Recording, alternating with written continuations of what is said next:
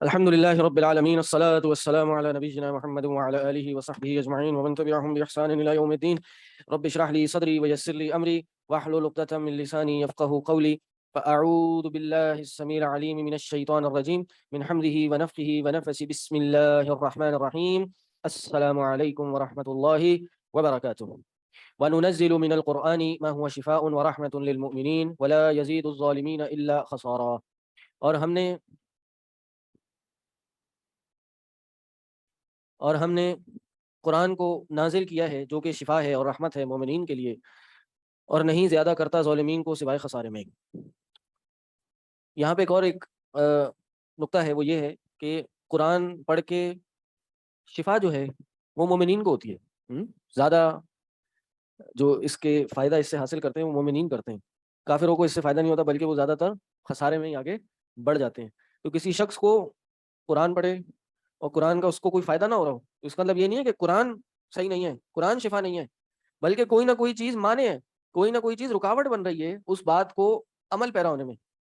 قرآن تو پڑھ رہے ہیں لیکن زندگی قرآن کے حساب سے نہیں ہے۔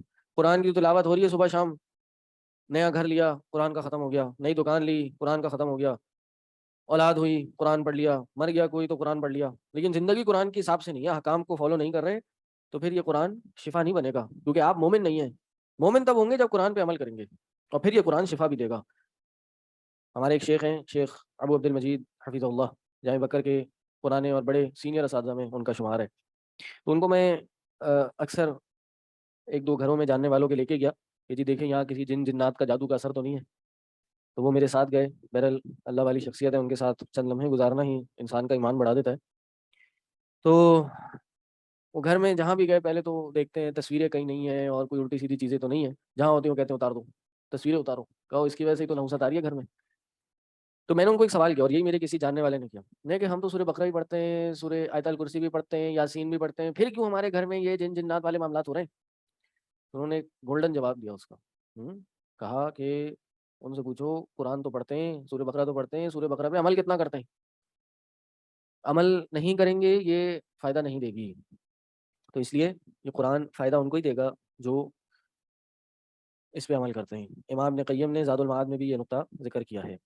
جسمانی اور روحانی دونوں بیماریوں کا علاج ہے۔ جسمانی کیسے؟ کسی کو وہ جو واقعہ ہے صحیح بخاری میں حضرت ابو سعید خدری کا، کہ انہوں نے کسی پہ سورہ فاتحہ 7 بار پڑھ کے دم کیا تھا، اس کو کیا ہوا تھا؟ زہریلے جانور نے ڈسا تھا۔ تو یہ جسمانی بیماری ہے نا، روحانی تو نہیں ہے، اور وہ صحیح ہو گیا، 30 بکریاں بھی مل گئیں اس کے عوض میں۔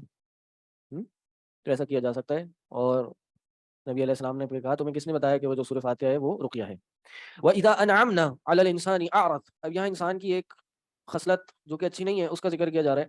وَإِذَا أَنْعَمْنَا عَلَى الْإِنسَانِ، جب ہم انعام کرتے ہیں انسان پر، أَعْرَض، کوئی نعمتیں دیتے ہیں تو أَعْرَضَ، تو اس سے اعراض کر لیتا ہے، ناشکری کرنا شروع ہو جاتا ہے۔ وَنَأَى بِجَانِبِهِ، اور منہ پھیر لیتا ہے، یعنی اپنے پہلو دور کر لیتا ہے۔ وَنَأَى بِجَانِبِهِ، جانب پہلو کو دور کر لیتا ہے۔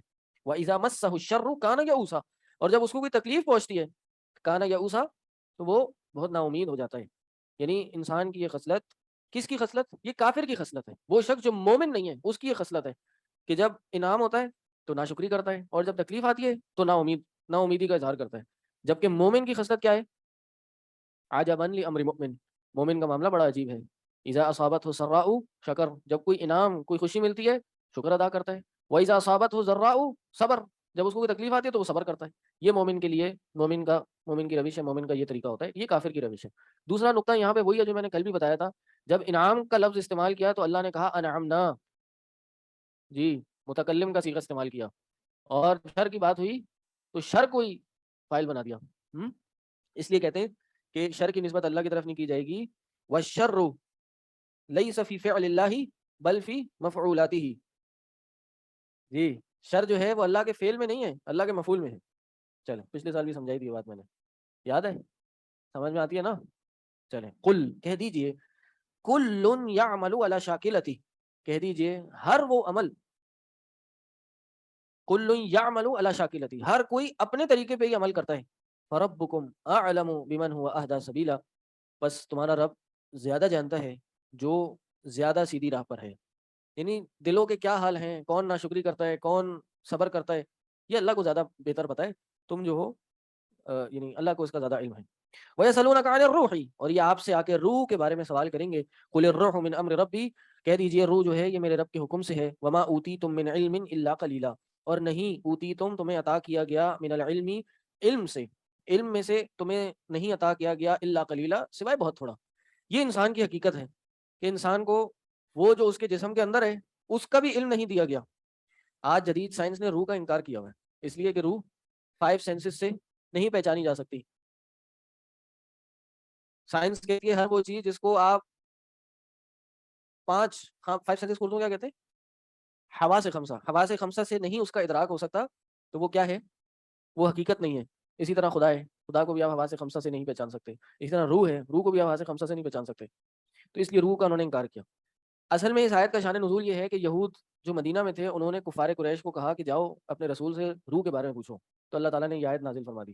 اور ایک اور روایت میں ہے کہ یہود نے کفار کو کہا، قریش کو، کہ جاؤ اپنے نبی سے 3 سوال کرو، اگر وہ 2 کے جواب دے دیں اور ایک پہ خاموشی اختیار کر لیں تو وہ سچے نبی ہیں. 3 سوال کیا تھے؟ ایک سوال اصحاب کہف کے بارے میں کہ پوچھو اصحاب کہف کا کیا معاملہ تھا. دوسرا سوال ذوالقرنین کے بارے میں کہ جاؤ ذوالقرنین کے بارے میں پوچھو. اور تیسرا سوال یہ روح کے بارے میں. تو پہلے 2 سوال کے جواب میں تو پوری صورت اصحاب کہف نازل ہو گئی، اور تیسرا سوال جو تھا وہ روح کے بارے میں تھا. اور روح کے بارے میں اللہ کے نبی نے کیا کہا، وما اوتیتم من علم الا قلیلا، تمہیں اس کے بارے میں زیادہ علم نہیں دیا گیا. اللہ کے نبی صلی اللہ علیہ وسلم نے بھی اس سے لا علمی کا اظہار کیا کہ یہ میرے رب کے حکم سے ہے اور اس کا علم ہمیں نہیں دیا گیا. جبریل امین کو بھی روح کہا جاتا ہے، اور اس کا اطلاق ہر اس پوشیدہ چیز پر ہوتا ہے، یا ہر اس پوشیدہ چیز پر ہے جو انسان کے جسم میں پھیلی ہوئی ہے، اس کو روح کہا جاتا ہے، جس کی وجہ سے انسان زندہ رہتا ہے. اللہ اکبر. اور اس کی حقیقت انسان کو نہیں پتا، اور اس میں زیادہ پڑھنا بھی نہیں چاہیے. صحیح. جی. وما اوتیتم.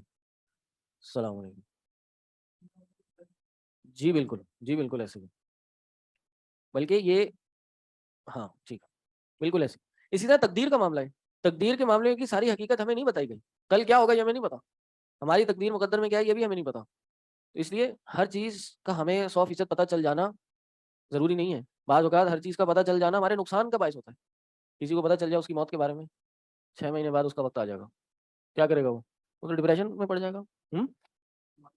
ہاں، نمازیں شروع کر دے گا.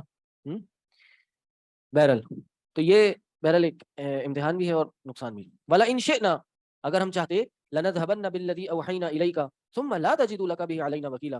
اللہ تعالیٰ مسلمانوں پر اپنی اتنی بڑی نعمت یعنی قرآن وحی کا احسان جتلا رہے کہ دیکھو اگر ہم، اور کہ تم ہم نے اتنی بڑی نعمت دی. لئن شئنا، اگر ہم چاہتے، لنذهبن بالذی اوحینا، ہم اس چیز کو لے جاتے وہ جو ہم نے تمہیں وحی کی. ثم لا تجد لک به علینا وکیلا، پھر تم نہیں پاتے ہم پر ہمارے خلاف کوئی بھی حمایتی نہیں پاتے. الا رحمتا من ربک، مگر یہ تیرے رب کی رحمت ہے. ان فضلہ کان علیک کبیرا، بے شک تمہارا جو فضل ہے، تم پہ جو فضل ہے اللہ کی طرف سے، وہ بہت بڑا ہے. یعنی یہ صرف قرآن ہی اللہ کی، یہ قرآن ہی اللہ کی فضل اور نعمت نہیں ہے نبی صلی اللہ علیہ وسلم پر، اور بھی کئی نعمتیں نبی صلی اللہ علیہ وسلم پر ہیں. سب سے پہلی نعمت کیا ہے کہ اللہ کے نبی صلی اللہ علیہ وسلم افضل الانبیاء ہیں. اللہ کے نبی صلی اللہ علیہ وسلم کو معراج ہوئی، بیت المقدس لے جایا گیا، وہاں انہیں تمام انبیاء کی امامت کرائی. قیامت کے دن شفاعت عظمی کا شرف بخشا جائے گا نبی علیہ السلام کو. تمام انبیاء کے پاس جایا جائے گا، وہ انکار کر دیں گے اور بھیجیں گے خود نبی صلی اللہ علیہ وسلم کے پاس، اور نبی صلی اللہ علیہ وسلم کے کہنے پر، یعنی وہ شفاعت عظمی کریں گے، ان کے کہنے پر حساب کا آغاز ہوگا.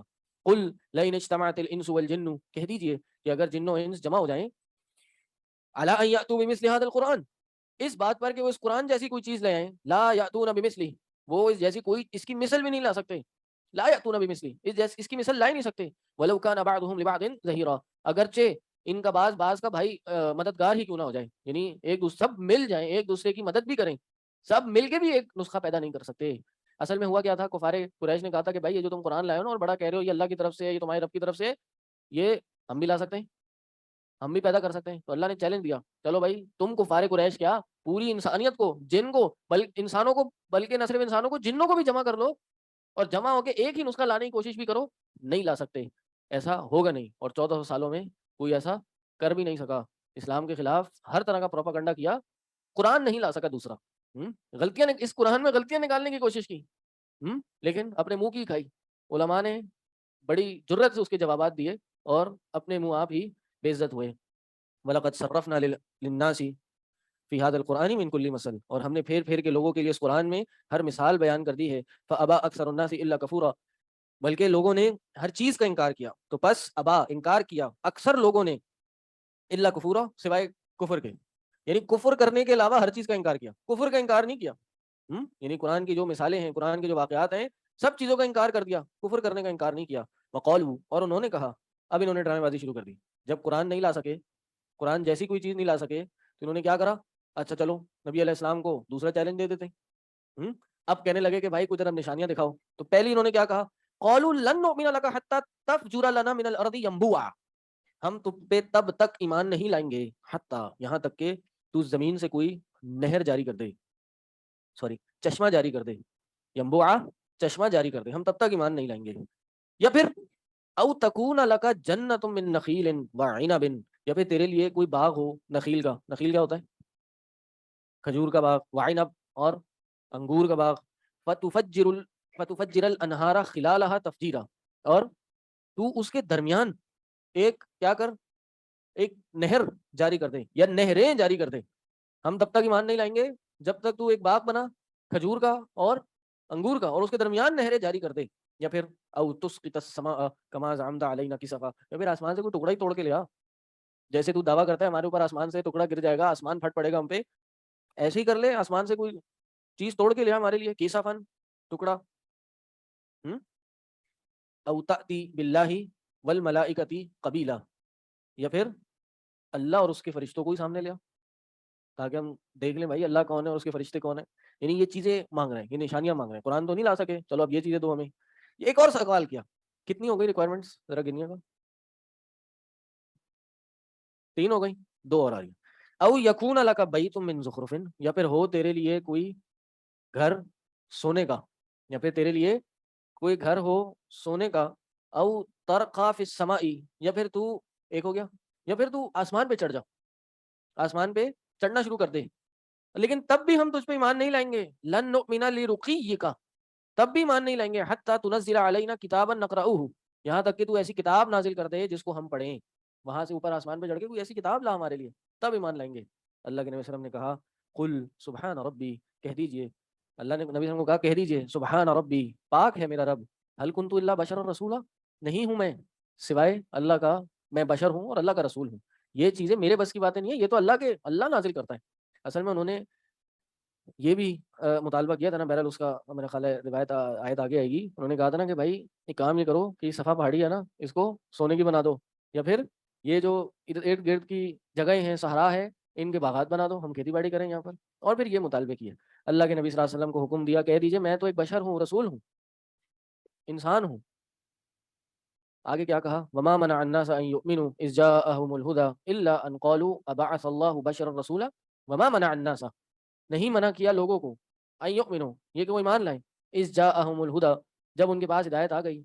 کس چیز نے منع کیا سوائے اس کے, ان قالوا, کہ انہوں نے کہا, ابعث الله بشرا رسولا, کیا اللہ نے ایک بشر کو رسول بنا کے بھیج دیا. یعنی ان کے تعجب کی بات یہ تھی کہ کیا اللہ نے ایک انسان کو رسول بنا دیا. یعنی انہوں نے کفر یہ کیا کہ انسان کیسے رسول ہو سکتا ہے. اور جواب اس کا بڑا سادہ ہے کہ اگر ایک رسول بشر نہیں ہوتا تو قرآن کے احکام صرف غیب کی خبریں دینا تو نہیں ہے, روزمرہ کے جو معاملات ہیں اس کے لیے ایک بشر ہوگا, انسان ہوگا. نکاح طلاق کے مسائل ہیں, شادی بیاہ کے مسائل ہیں, لین دین کے مسائل ہیں, معاشرتی مسائل ہیں, وہ ایک انسان ہوگا تو بتا سکے گا. اس لیے نبی علیہ السلام کو ایک نمونہ بنا کے پیش کیا گیا تاکہ اس نمونہ کو فالو کیا جائے. آج بھی مسئلہ یہی ہے. ان کو تکلیف یہ تھی کہ رسول بشر کیوں ہیں, وہ اس بات سے انکار کرتے تھے کہ یہ رسول بشر ہیں. لیکن آج کیا ہوا ہے, آج تقدیم و تاخیر ہو گئی, صحیح الٹ ہو گیا. وہ کہتے تھے کہ یہ جو رسول ہے یہ بشر ہے, صحیح, اور آج والے کیا کہتے ہیں, یہ بشر نہیں ہے, الٹ ہو گیا. صحیح, اللہ اکبر. واضح آیتیں ہیں قرآن کی کہ اللہ علیہ وسلم بشر ہیں. قل لو کان فی الارض ملائکہ, کہہ دیجئے اگر زمین میں فرشتے ہوتے, یمشون مطمئنین, وہ اطمینان کے ساتھ چلنے والے ہوتے, لنزلنا علیہم من السماء ملکا رسولا, تو پھر ہم زمین میں فرشتہ بنا کے بھیجتے. اصل میں ان کا مسئلہ یہ تھا کہ ان کا عقیدہ یہ تھا کہ جو مرسل ہوتا ہے نا, مرسل, وہ بھی مرسل کی جنس سے ہوتا ہے. مرسل کی جنس سے ہوتا ہے. مرسل کون ہے, جس کو بھیجا جائے. مرسل کون ہے, جو بھیجنے والا. تو مرسل تو اللہ ہے, اللہ نور ہے. تو مرسل جس کو بھیجا جا رہا ہے وہ کیسے غیر نور ہو سکتا ہے. جی, یہ ان والوں کا بھی تھا اور آج والوں کا بھی ہے. ٹھیک ہے, کہ یہ کیسے ہو سکتا ہے بھائی؟ آپ کسی کو قاصد بنا کے بھیجیں گے تو وہ کیا کہیں گے؟ آپ کس کو بھیجیں گے؟ کتے بلیوں کو تو قاصد نہیں بنا کے بھیجیں گے, پیغام دیکھنے والا نہیں بھیجیں گے. تو اللہ نے کیسے ایک بشر کو بنا کے بھیج دیا؟ جواب اس کا بہرحال واضح ہے. اللہ نے کہا اگر ملائکہ ہوتے تو میں ملائکہ کو بھیجتا زمین میں. جب چونکہ بشر ہیں لوگ, انسان ہیں, تو انسان کو انسان کا ہی رسول, انسان کی شکل میں رسول بھیجا جائے گا نا. قل کفا باللہ شہیدا بینی و بینکم, کہہ دیجئے کافی ہے اللہ شہیدا, گواہ تمہارے لیے, گواہ کے طور پر کافی ہے اللہ, بینی و بینکم, یعنی جب اللہ بتا رہے ہے کہ یہ قرآن حق ہے اور یہ اللہ کے رسول ہیں, تو یہ تمہیں کافی نہیں ہو رہا؟ کافی ہے اللہ. جب اللہ گواہی دے رہے ہے کہ یہ رسول ہیں تو مان لو. انہ کان بعبادہ خبیرا بصیرا, بے شک وہ تو شروع سے ہی سب کچھ دیکھنے والا, ہمیشہ سے ہی سب کو دیکھنے والا اور سب کی خبر رکھنے والا ہے. ومن یہد اللہ فهو المہتد, جو جس کو اللہ نے ہدایت دے دی وہی ہدایت یافتہ ہے. ومن یضلل, اور جس کو اس نے گمراہ کر دیا, فلن تجد لهم اولیاء من دونی, تو وہ اس کے علاوہ کوئی دوست نہیں پائیں گے. ونحشرهم یوم القیامۃ علی وجوہہم عمیا وبکما وصما, اور ان کو قیامت کے دن ہم ان کے چہروں کے بل اٹھائیں گے. عمیا اس حال میں کہ وہ اندھے ہوں گے, بکمن گونگے ہوں گے, وصمن بہرے ہوں گے. مأواہم جہنم, ان کا ٹھکانہ جہنم ہوگا. کلما خبت زدناہم سعیرا, جب بھی وہ آگ ٹھنڈی ہوگی, آگ ہلکی ہوگی, ہم آگ کو اور بھڑکا دیں گے. خبت بجھنے لگے گی, ہم اور بھڑکا دیں گے. ذالک جزاؤہم بانہم کفروا, یہی ان کی جزا ہے جس کی, بانہم کفروا, جو وجہ کیونکہ انہوں نے کفر کیا, بانہم کفروا, کیونکہ انہوں نے کفر کیا, بیااتنا, ہماری آیتوں کا, وقالوا, اور یہ کہا, اذا كنا عظاما ورفاتا, کیا ہم جب ہڈیاں ہوں گے, ورفاتا, اور ریزہ ریزہ ہوں گے, انا لمبعوثون خلقا جدیدا, کیا ہم نئی مخلوق بنا کے پیش کیے جائیں گے. اصل بات تو یہ تھی, ان کو یہی سمجھ نہیں آ رہی تھی کہ جب ہم مٹی ہو جائیں گے, ریزہ ریزہ ہو جائیں گے, اللہ ہمیں دوبارہ پیدا کرے گا. اللہ نے کہا تمہیں بنانا تو بہت شاید بہت ہلکا ہے, ذرا دیکھو, اولم یروا ان اللہ الذی خلق السماوات والارض, تم نے نہیں دیکھا اللہ نے آسمان زمین کو بنائے؟ تو انسان کو بنانا, اتنی چھوٹی سی مخلوق کو بنانا مشکل ہے, یا آسمان زمین جو اتنی بڑی مخلوق ہے اس کو بنانا مشکل ہے؟ تو جب اتنی بڑی مخلوق کو بنا لیا اور تم بھی موجود ہو, تمہیں پہلی دفعہ ہی بنایا, تو دوسری دفعہ بنانا تو کون سا کوئی مشکل کام ہے, اور وہ بھی جب ہڈی موجود ہے. والارض قادر علی ان یخلق مثلهم, تو اللہ جو ہے قادر ہے کہ وہ پیدا کرے ان جیسی کوئی چیز. وجعل لهم اجلا, اور اللہ نے تمہارے لیے ایک وقت مقرر کر دیا ہے, لا ریب فیہ, جس میں کوئی شک نہیں ہے. فابى الظالمون الا کفورا, اور انکار کیا ظلم کرنے والوں نے سوائے کفر کے, یعنی کفر کے علاوہ ہر چیز کا وہ انہوں نے انکار کیا. قل لو انتم تملکون خزائن رحمت ربی, اگر تم مالک بن جاؤ اللہ کی رحمت کے خزانوں کے, رب کی, میرے رب کی رحمت کے خزانوں کے مالک بن جاؤ, جو رب کے پاس خزانے ہیں نا, جو اللہ کے پاس ہیں, ان سب کے بھی مالک کیوں نہ بن جاؤ. اذا لامسکتم خشیت الانفاق, تو تمہیں روکے گی, اذا لامسکتم خشیت الانفاق, تو تمہیں خرچ کرنے کا ڈر پکڑ لے گا. نہیں, خشیت نہیں پکڑے گا, لامسکتم, تو تم روکو گے, خشیت الانفاق, امسکتم کا فاعل تو تم ہو نا, تم روکو گے خشیت الانفاق.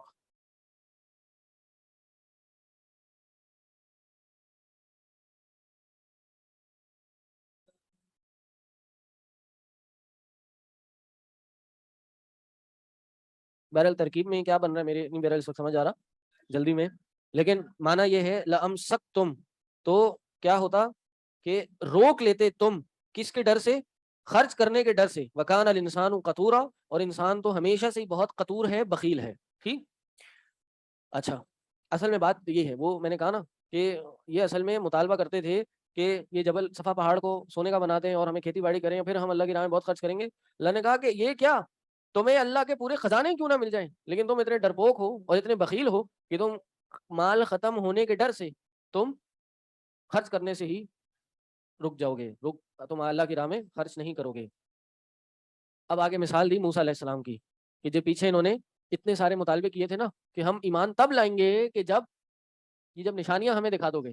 تو اللہ نے موسیٰ علیہ السلام کی مثال دی, کہا وَلَقَدْ آتَيْنَا مُوسَىٰ 9 آیاتٍ, ہم نے موسیٰ کو 9 نشانیاں دی, اور 9 بھی نہیں اور بھی دی تھی, 9 نشانیاں دی, بَيِّنَاتٍ, واضح نشانیاں. فَاسْأَلْ بنی اسرائیل, جاؤ بنی اسرائیل سے پوچھو, اِذْ جَاءَهُمْ, جب وہ ان کے پاس آئے, فَقَالَ لَهُ فِرْعَوْنُ, تو ان کو فرعون نے کہا, إِنِّي لَأَظُنُّكَ يَا مُوسَىٰ مَسْحُورًا, اے موسیٰ میں گمان کرتا ہوں کہ تم جو ہو کیا کیے گئے ہو, جادو کیے گئے ہو.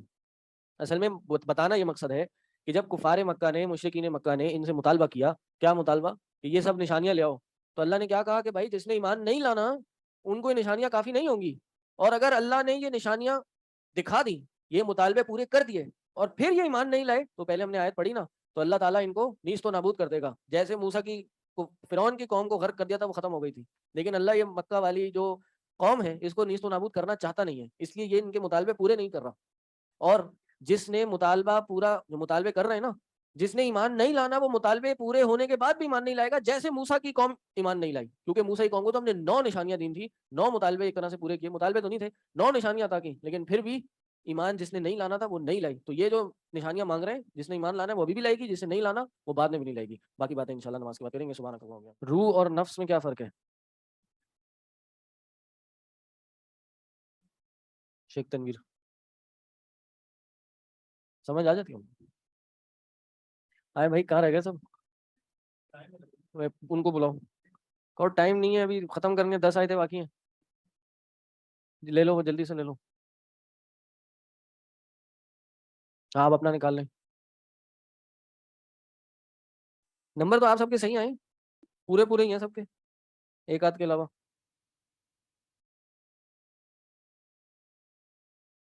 خواتین نے سارے اسائنمنٹ دیے۔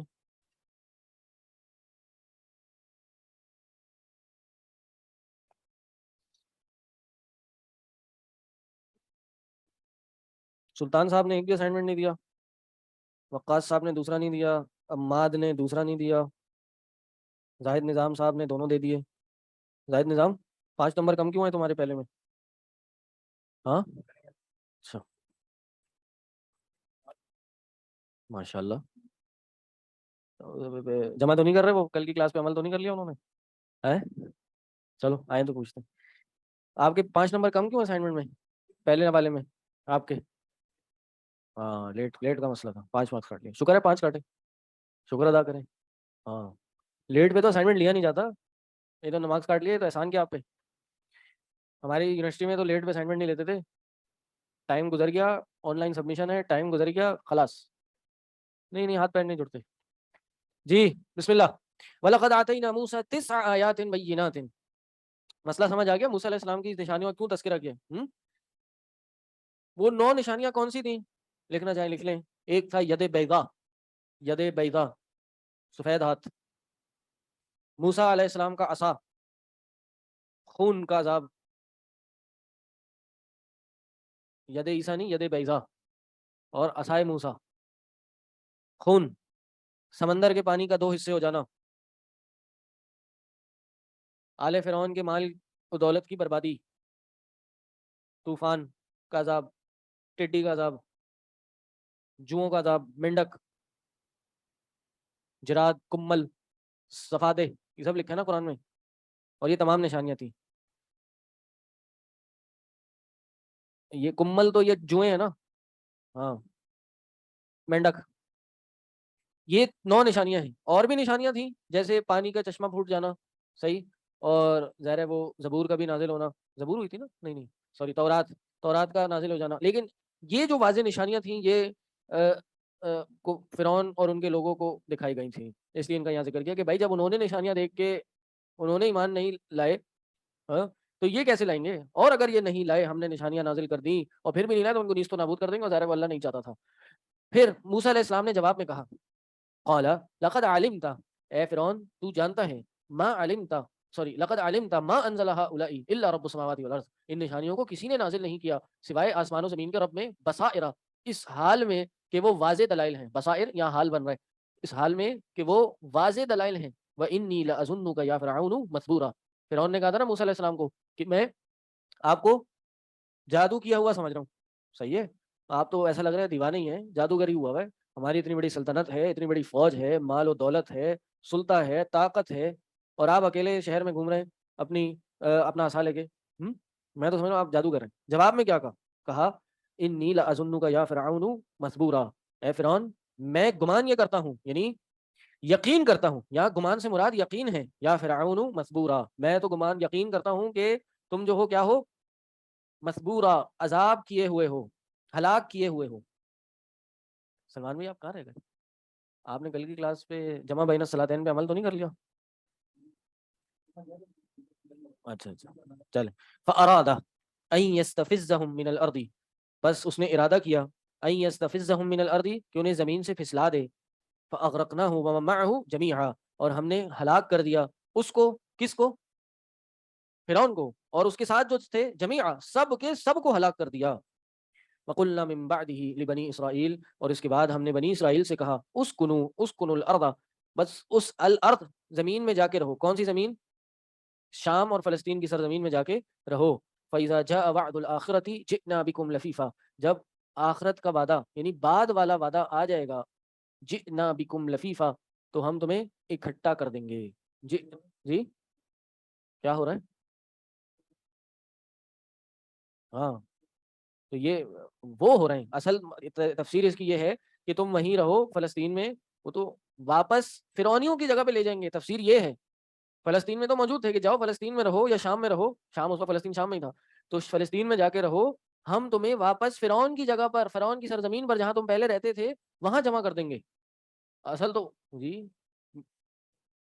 مصر تھا نا، مصر کی زمین تھی جی، مصر کی سرزمین تھی، مصر کی سرزمین میں واپس بھیج دیں گے تمہیں، کیونکہ انہوں نے ان کو نکال دیا تھا نا فرعونیوں نے، وہ آگے آگے تھے پیچھے پیچھے تھے، اللہ نے کہا کہ تمہیں ہم واپس اس سرزمین میں لے جائیں گے۔ ٹھیک ہے، کنفیوژن کیا ہے؟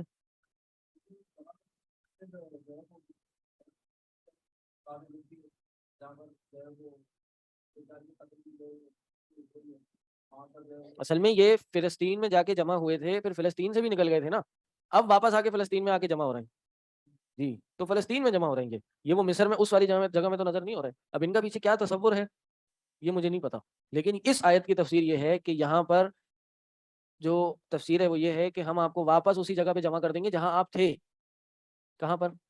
مصر کی سرزمین پہ جو فرعون کی سرزمین تھی۔ اور اس آیت کی تفسیر میں حافظ ابن کثیر، امام ابن کثیر رحمہ اللہ نے یہ لکھا ہے کہ یہ خوشخبری ہے نبی علیہ السلام کے لیے فتح مکہ سے پہلے، کہ آپ کو کافروں کی وجہ سے مکہ سے نکلنا پڑ گیا تھا، آپ رہیں اس زمین پر، لیکن ایک وقت آئے گا ہم واپس جاء وعد الآخرہ جئنا بکم لفیفا، ہم واپس آپ کو اس سرزمین پہ لے جائیں گے، اور ایسا ہی ہوا، فتح مکہ ہوئی، خوب ہوئی، اور نبی علیہ السلام واپس اس سرزمین میں جا کے رہے۔ وبالحق انزلناہ، وبالحق نزل، حق کے ساتھ، حق ہی کے ساتھ ہم نے نازل کیا قرآن کو، وبالحق کی نزل، اور یہ حق کے ساتھ ہی نازل ہوا، حق ہی کے ساتھ، اس میں حصر کریں گے، کیوں تقدیم و تاخیر ہوئی ہے، انزلناہ بالحق کی اصل عبارت یہ تھی، لیکن جب کہا بالحق کی انزلناہ اس کا معنی حصر والا ہو جائے گا۔ وما ارسلناک الا مبشرا ونذیرا، اور نہیں ہم نے بھیجا آپ کو خوشخبری دینے والا اور ڈرانے والا، یعنی آیت نشانیاں نازل نہیں ہوں گی، پچھلے فرعونیوں نے بھی آیت نشانیاں دیکھ کر نہیں مانا تھا، یہ بھی نہیں مانیں گے، ہم نے جو بات آپ کو نازل کر دی، جو قرآن آپ کی طرف نازل کرتے ہیں یہ حق ہے، یہی حق ہے، صحیح، اور آپ کو ہم نے ڈرانے والا اور خوشخبری دینے والا بنا کے بھیجا ہے، آپ کا بس یہی کام ہے۔ وقرآنا فرقناہ لتقرأہ علی الناس علی مکث، اور قرآن اس کو ہم نے جدا جدا کر کے نازل کیا، فرقنا الگ الگ کر کے نازل کیا، کیوں؟ لتقرأہ علی الناس علی مکث، تاکہ آپ لوگوں پر، لتقرأہ تاکہ آپ پڑھیں اس کو، اس قرآن کو، علی الناس لوگوں پر، علی مکث ٹھہر ٹھہر کے پڑھیں، ونزلناہ تنزیلا، اور ہم نے اس کو تھوڑا تھوڑا کر کے نازل کیا۔ قرآن یہاں منسوخ کیوں ہے؟ یہ وہی ہے پہلے ہم نے پڑھا تھا، ما ازمرا عاملہ علی شریطۃ التفسیری، اصل میں یہ تھا وفرقنا القرآن فرقنا، ہاں؟ تو یہاں پہ فرقنا القرآن، اس کا جو عامل تھا فرقنا، اس کو گرا دیا کیونکہ آگے فرقنا آ رہا ہے، صحیح، اس لیے قرآن منسوب ہے۔ قل آمنوا بی او لا تؤمنوا، قل کہہ دیجئے یا تو بھائی اس قرآن پہ ایمان لے آؤ یا پھر نہ لاؤ، یعنی یہ چوائس نہیں ہے بلکہ حکم ہے کہ بھائی فرق نہیں پڑتا، کہ یعنی تم ایمان لاؤ یا تم نہ ایمان لاؤ۔ ان الذین اوتوا العلم، بس بے شک وہ لوگ جو ان کو علم دیا گیا من قبل ہی، اس سے پہلے، اذا یتلی علیہم، جب یہ قرآن ان پہ پڑھا جاتا، یخرون للاذقان سجدا، تو یہ اپنی تھوڑیوں کے بل سجدہ ریز ہو جاتے ہیں، تھوڑی کیا ہوتی ہے جی، سو تھوڑیوں کے بل یعنی منہ کے بل سجدہ ریز ہو جاتے، ویقولون سبحان ربنا ان کان وعد ربنا لمفعولا، اور وہ کہتے ہیں، کون لوگ؟ زاہد بھائی، کون لوگ کہتے ہیں؟ جو مومنین ہیں، ایمان والے ہیں، کہتے ہیں پاک ہے ہمارا رب، ان کا نا وعد ربنا مفعولا، اگر ہے، اگر تھا ہمارا رب، ہمارے رب کا وعدہ لمفعولا، پورا ہونے والا، کیا سمجھا ترجمہ صحیح ہے؟ ہاں یہاں بھی وہ شارٹ والا ان آ گیا، صحیح ہے، یہ بھی اصل میں ہے ان مخففہ عن المثقلہ، اصل میں یہ تھا انہو، بے شک شان یہ ہے کہ تھا تمہارا رب، ہمیشہ تمہارے رب کا وعدہ ہمیشہ سے لمفعولا، پورا کیا ہوا، یقیناً ایسا ہی ہوا. وَيَخِرُّونَ لِلْأَذْقَانِ يَبْكُونَ وَيَزِيدُهُمْ خُشُوعًا، اور وہ تھوڑیوں کے بل گر جاتے ہیں، یبکون روتے ہیں، وَيَزِيدُهُمْ خُشُوعًا، اور وہ جو قرآن ہے ان کو اور زیادہ خشوع میں مبتلا کر دیتے ہیں. یعنی قرآن جو ہے اہل ایمان کو خشوع میں، عاجزی انکساری میں، اللہ کے ڈر میں اور زیادہ بڑھا دیتا ہے. یعنی قرآن کی تلاوت صبح شام کرنا یہ انسان کا ایمان مضبوط کرتی ہے، انسان کو اور زیادہ یقین دیتی ہے. شیخ صالح عثیمین کہتے ہیں کہ انسان کو شکوک و شبہات سے بچا کر اللہ کی ذات میں، دین میں ایمان لانے والی سب سے جو مؤثر چیز ہے وہ قرآن ہے، قرآن کی تلاوت ہے. ہمارے اسلاف کا قرآن سے تعلق بڑا گہرا تھا، بڑا مضبوط تھا. کوئی دن شاید ایسا نہیں گزرتا تھا جس دن وہ قرآن نہ پڑھے. کہتے ہیں ہمارے کئی اسلاف سے ثابت ہے کہ وہ ایک ہفتے میں ایک قرآن پورا کیا کرتے تھے، ایک ہفتے میں ایک قرآن پورا کیا کرتے تھے تلاوت کر کے. شیخ بن باز رحمہ اللہ کے بارے میں آتا ہے کہ وہ بھی ایک ہفتے میں 6 دن میں ایک قرآن پورا کیا کرتے تھے. اور یہ شیخ ارشاد اللہ قصری حفیظ اللہ کتنے بڑے عالم دین ہیں، کتنی مصروفیات ہیں. ان کے بارے میں نے سنا ہے کہ دن میں 5 پارے لازمی قرآن کے پڑھتے ہیں. ہم کتنا پڑھتے ہیں؟ ہم اپنا جائزہ خود لے لیں. اور کہتے ہیں قرآن پڑھنے سے سب سے زیادہ انسان کے وقت میں برکت آتی ہے. سلف میں سے میں نے کسی کا کال پڑھا تھا، وہ کہہ رہے ہیں کہ ہم قرآن پڑھتے تھے، قرآن پڑھتے رہتے تھے اور اللہ ہمارے وقت میں برکت دیے چلا جاتا تھا، یہاں تک کہ ہم دن میں 5 پارے پڑھنا شروع ہو گئے، اتنا وقت میں ہمارے برکت ہو گئی. اور یہ ہماری بد نصیبی ہے مجھ سمیت کہ ہم قرآن کو اتنا وقت نہیں دے پاتے، اس لیے کہ ہمارے پاس ٹائم نہیں ہے. حالانکہ اس قرآن کو ٹائم دے تو ہمارے وقت میں برکت آ جائے گی. صرف تلاوت کوئی اور سمجھ کے پڑھنا تو ظاہر ہے اس سے کئی زیادہ بہتر بھی ہے. تلاوت ضرور کرنی چاہیے اور سمجھ کر، الفاظوں پہ غور کر کے. سب سے زیادہ جو انسان کے دل کی بیماریوں کا معالج چیز ہے وہ یہ قرآن ہے، سمجھ کے پڑھنا، ترجمے کے ساتھ پڑھنا. اللہ مجھے بھی اور آپ سب کو بھی عمل کی توفیق عطا کرے. قل ادعوا اللہ او ادعوا الرحمن، کیا یہ قرآن مفعول مقدم بھی ہو سکتا ہے؟ نہیں، یہ مفعول اس کو یہی کہیں گے کہ کیونکہ آگے قرأناہ کا جو مفعول ہے نا وہ آ رہا ہے، فرقناہ کا جو مفعول ہے نا وہ ہو ضمیر ہے، اور ہو ضمیر راجع ہے پیچھے، تو پیچھے والا مفعول کیوں ہے؟ پیچھے والا منصوب کیوں ہے؟ اس کو تو منصوب مرفوع ہونا چاہیے تھا مبتدا ہونے کی وجہ سے. تو یہ مرفوع منصوب اس لیے ما اس میرا عامل ولا شریط تفسیر، اس کا عامل چھپا دیا گیا ہے، مضمر ہے. قل ادعوا اللہ، یا تو تم اللہ کہو یا پھر رحمان کہو، یعنی کہہ دیں اللہ کو پکارو یا رحمان کو پکارو. اس بات سے ثابت ہوتا ہے کہ لفظ رحمان بھی اللہ کا ذاتی نام ہے. کسی شخص کا نام آپ رحمان نہیں رکھ سکتے، لفظ اللہ نہیں رکھ سکتے. کسی شخص کو آپ رحمان اور اللہ کہہ کے نہیں پکار سکتے. رحیم انسان ہو سکتا ہے، انسان کریم ہو سکتا ہے، انسان رؤوف ہو سکتا ہے. قرآن میں اللہ نے کئی لوگوں کے اپنے نام والے صفات بیان کی ہیں، لیکن رحمان صرف اپنے نام، ذاتی نام کے ساتھ لگائے. ایما تدعو، کسی بھی نام کے ساتھ پکارو، فلہ الاسماء الحسنی، اس کے اچھے ہی نام ہیں. ولا تجہر بصلاتک ولا تخافت بها وابتغ بین ذلک سبیلا، اور نہ اپنی بصلاتک، اپنی نماز نہ بلند آواز سے پڑھ، ولا تخافت بها، اور نہ اسے پست کر، وابتغی بین ذالک سبیلا، اس کے درمیان ہی کوئی راستہ اختیار کر. اصل میں نبی علیہ السلام جب نماز پڑھا کرتے تھے تو اونچی اونچی آواز سے تلاوت یا نماز ادا کرتے تھے، تلاوت کیا کرتے تھے. تو ہوتا کیا تھا کہ کفار اس بات کو سن کر مذاق اڑایا کرتے تھے، الٹی سیدھی باتیں کیا کرتے تھے. تو اللہ تعالیٰ نے حکم دیا بھائی اتنا اونچا نہیں پڑھو کہ ان کو آوازیں جانا شروع ہو جائیں، بس اتنا پڑھو کہ تمہارے ساتھ جو لوگ پڑھ رہے ہیں انہیں کو آواز جائے، اور اپنا نماز کا جو معاملہ ہے اس کو پورا کر لو. ایک تو یہ معنی ہے. دوسرا معنی یہ ہے کہ قرآن رات کی عبادت میں اتنی مختصر آواز سے پڑھنا چاہیے کہ اتنا اونچا بھی نہ پڑھے، اتنا ہلکا بھی نہ پڑھے. حدیث ہے اللہ کے نبی صلی اللہ علیہ وسلم ایک دفعہ مسجد میں داخل ہوئے، رات کو انہوں نے جائزہ لینا چاہا صحابہ کا، تو حضرت ابوبکر صدیق رضی اللہ عنہ نماز پڑھ رہے تھے، تو وہ بالکل پست آواز سے پڑھ رہے تھے، اور حضرت عمر اونچی اونچی آواز سے قرآن پڑھ رہے تھے. حضرت ابوبکر سے پوچھا بھائی آپ اتنا ہلکا کیوں پڑھ رہے ہیں؟ کہہ رہے ہیں میں جس کو سنانا چاہتا ہوں وہ تو ہلکی آواز بھی سن لیتا ہے، تو اس لیے میں ہلکی آواز میں سن رہا ہوں. تو عمر سے پوچھا رضی اللہ عنہ آپ کیوں اونچی اونچی آواز سے پڑھ رہے ہیں؟ انہوں نے کہ تاکہ میں سوتے ہوئے کو جگا دوں اور شیطان کو بھگا دوں. میں کہ اچھا ابوبکر آپ اپنی آواز کو تھوڑا اونچا کیجیے، اور عمر آپ اپنی آواز کو تھوڑا نیچا کیجیے، ہلکا کیجیے. ولا تجہر بصلاتک ولا تخافت بها وابتغ بین ذلک سبیلا. اما عائشہ کہتی ہیں کہ اس سے مراد دعا کرنا ہے، دعا کرنا ہے. دعاؤں کے بھی آداب میں سے یہ ہے کہ دعائیں چیخ چیخ کے، کلے پھاڑ پھاڑ کے نہیں مانگنی چاہیے، طریقے سے حاجی انکساری کے ساتھ اللہ سے دعا مانگنی چاہیے. صحیح. وقل الحمد للہ الذی لم يتخذ ولدا ولم يكن له شریک فی الملک ولم يكن له ولی من الذل وکبرہ تکبیرا. قل کہہ دیجئے تمام تعریف اللہ کے لیے ہیں، وہ جو لم یتخذ ولدا، جس نے اپنی کوئی نہ اولاد بنائی، ولم یکن لہ شریک، نہ اس کا کوئی شریک ہے، فی الملک، اس کی بادشاہت میں، ولم یکن لہ ولی من الذل، عاجزی یا کہہ لیجئے کہ عاجز ہونے کی وجہ سے اس کا کوئی دوست بھی نہیں ہے. یہ نہیں کہ بھائی میرے پاس کام بہت ہیں، دن بھر ذمہ داریاں بہت ہیں، ایک ولی بنا لیا اپنا، چلو بھائی اولاد تم نے دینی ہے، رزق تم نے بانٹنا ہے، بارش تم نے برسانی ہے. ایسا نہیں ہے. اللہ پہ کوئی، اللہ نہ عاجز ہے نہ عاجز اس کو کوئی کر سکتا، کوئی بوجھ نہیں ہے اللہ پر، اور اس وجہ سے اس نے کوئی دوست نہیں بنایا. وکبرہ تکبیرا، اور اس کی بڑائی بیان کر، تکبیرا خوب بڑائی بیان کرنا. اللہ سے دعا ہے جو کہا جو سنا اس پہ ہم سب کو اس پہ عمل کرنے کی توفیق عطا کرے. اللہ تعالیٰ اس قرآن کے پڑھنے کو، سننے کو، سمجھنے کو ہمارے لیے باعث اجر بنائے، اس قرآن کے پڑھنے کو ہمارے لیے صدقہ جاریہ بنائے. اللہ تعالیٰ صحیح قرآن و سنت کے فہم کے ساتھ اس کو پڑھ کے آگے پہنچانے والا بنائے. وآخر دعوانا الحمدللہ رب العالمین. سبحانک اللہم و بحمدک اشہد ان لا الہ الا انت استغفرک و اتوب الیک. السلام علیکم ورحمۃ اللہ وبرکاتہ.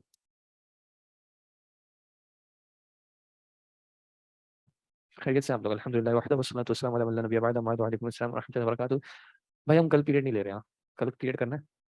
ہاں آپ بتائیں اگر کچھ رہ گیا ہے تو کرتے ہیں ورنہ پھر آخری دن ہے. ہاں پہلا پیریڈ ہے نا, پھر پیچھے مغرب بھی آ جائے گی. مغرب پڑا ہے آسمان.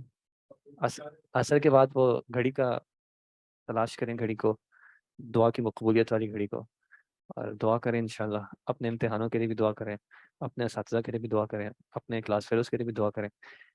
جی ہے کسی کے پاس ہے؟ نعم. الاسائنمنٹ الثانی.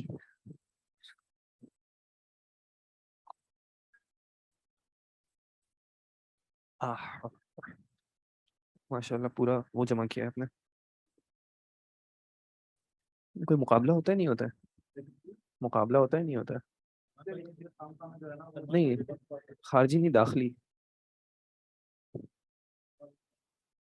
داخلی مقابلہ نہیں پتا آپ اس میں سے دے دیں. بسم اللہ, کوشش کر لیں کہیں سے بھی.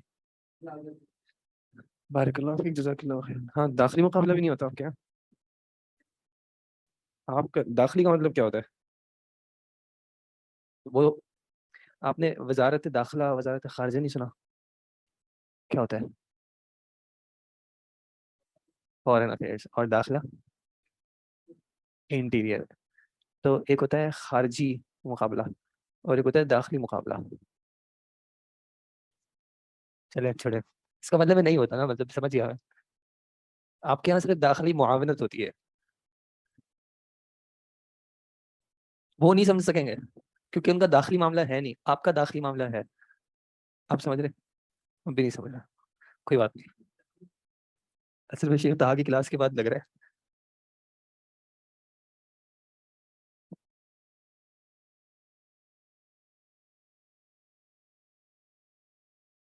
داخلی امور آپ کے کون سے ہوں گے؟ بھائی یہ میرے داخلی امور ہیں, اس میں آپ زیادہ. ہاں عام طور پہ کون سی چیزیں پرسنل ہوتی ہیں؟ ہاں مطلب لیکن میں آپ کو اگر کوئی کہوں تو آپ مجھے کسی چیز کو میرا پرسنل معاملہ ہے, آپ کیوں بیچ میں آ رہے ہیں؟ چلے خیر چھوڑیں. ذهب الطالبة على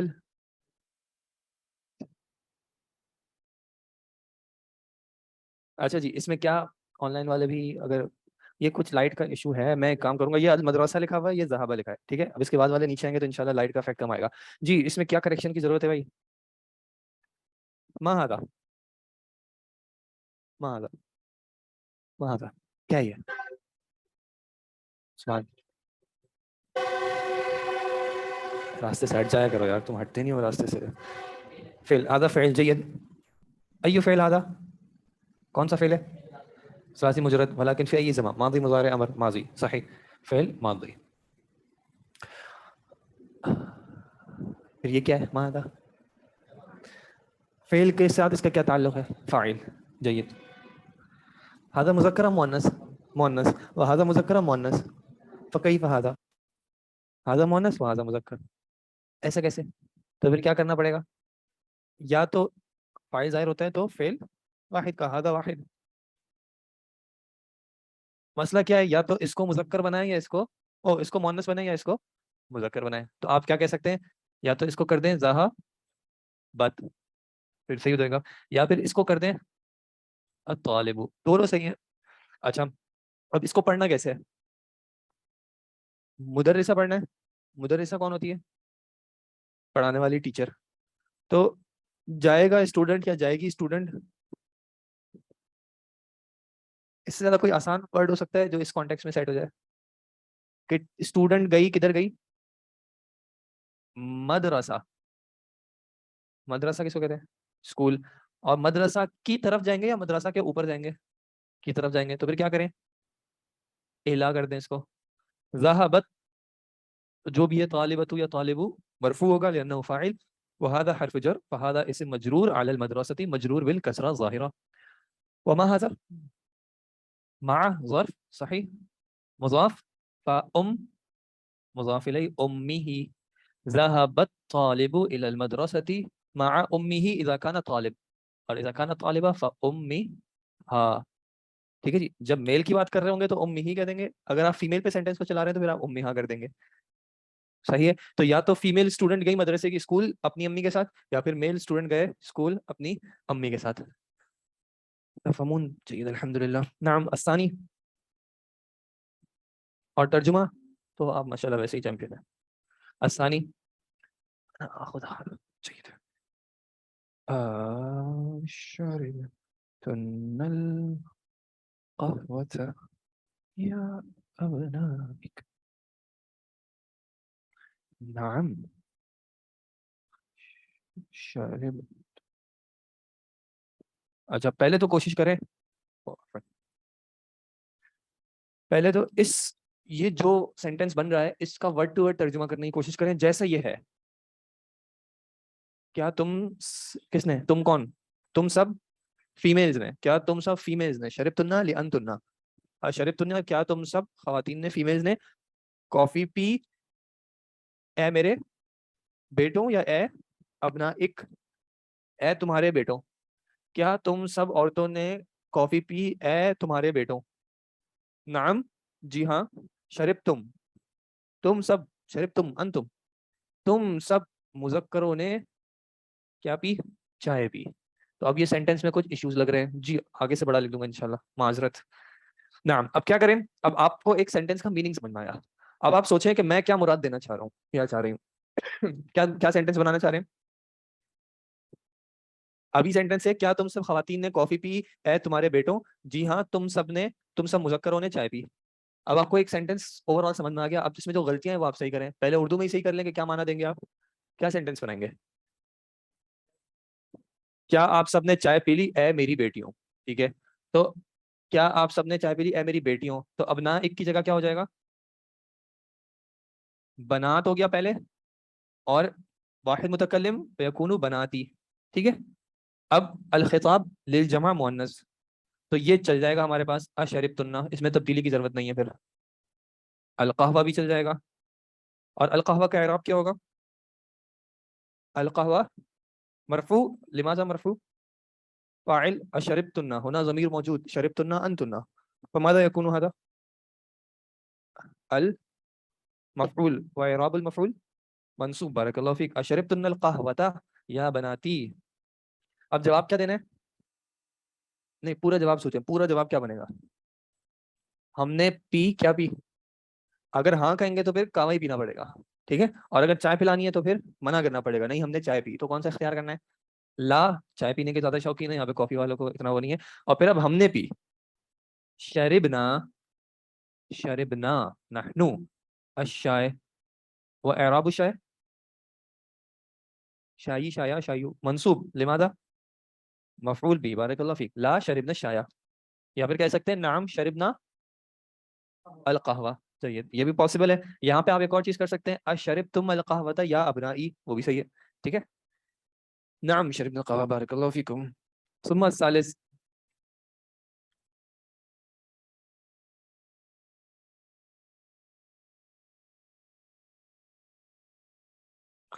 امید ہے آن لائن اب کلیئر ہوگا, دکھ رہا ہوگا.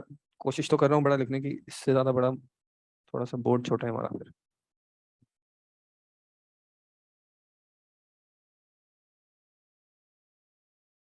نعم, یہ کیا سینٹینس بن رہا ہے جی, یہ کیا ورڈ ہے, اطباء, یہ کیا ورڈ ہے, المستشفى, خرجتا, خرجتو, خرجتی, خرجت, یہ سارے ہو سکتے ہیں. علی المسجد للصلاة فجرا, کیا معنی بن سکتا ہے, ڈاکٹرز نکلے مسجد سے فجر کی نماز کے بعد. ڈاکٹر نکلے مسجد سے فجر کی نماز کے بعد ہو سکتا ہے, یا ڈاکٹر داخل ہوئے مسجد میں فجر کی نماز کے لیے, یہ بھی ہو سکتا ہے, ٹھیک ہے.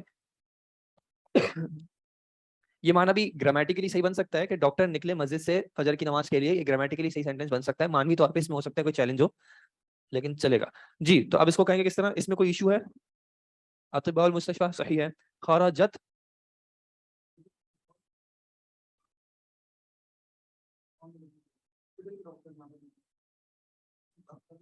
یہ تو مضاف مضاف الیہ، اطباء المستشفى ہاسپٹل کے ڈاکٹرز، ہاسپٹل ایک ہی ہے، ڈاکٹرز ملٹیپل ہیں، نکلنے والے کون ہیں؟ ہاسپٹل ہے یا ڈاکٹر ہیں؟ ڈاکٹرز ہیں. تو اب خرج فعل کیسے آئے گا؟ خرجو، بارک اللہ فیکم، خرجو، لأن المبتدا جمع مذکر فلا بد ان يكون في هذا الفعل ضمير يرجع اليه. خرجو، خرج کے ساتھ کون سا حرف جر آتا ہے؟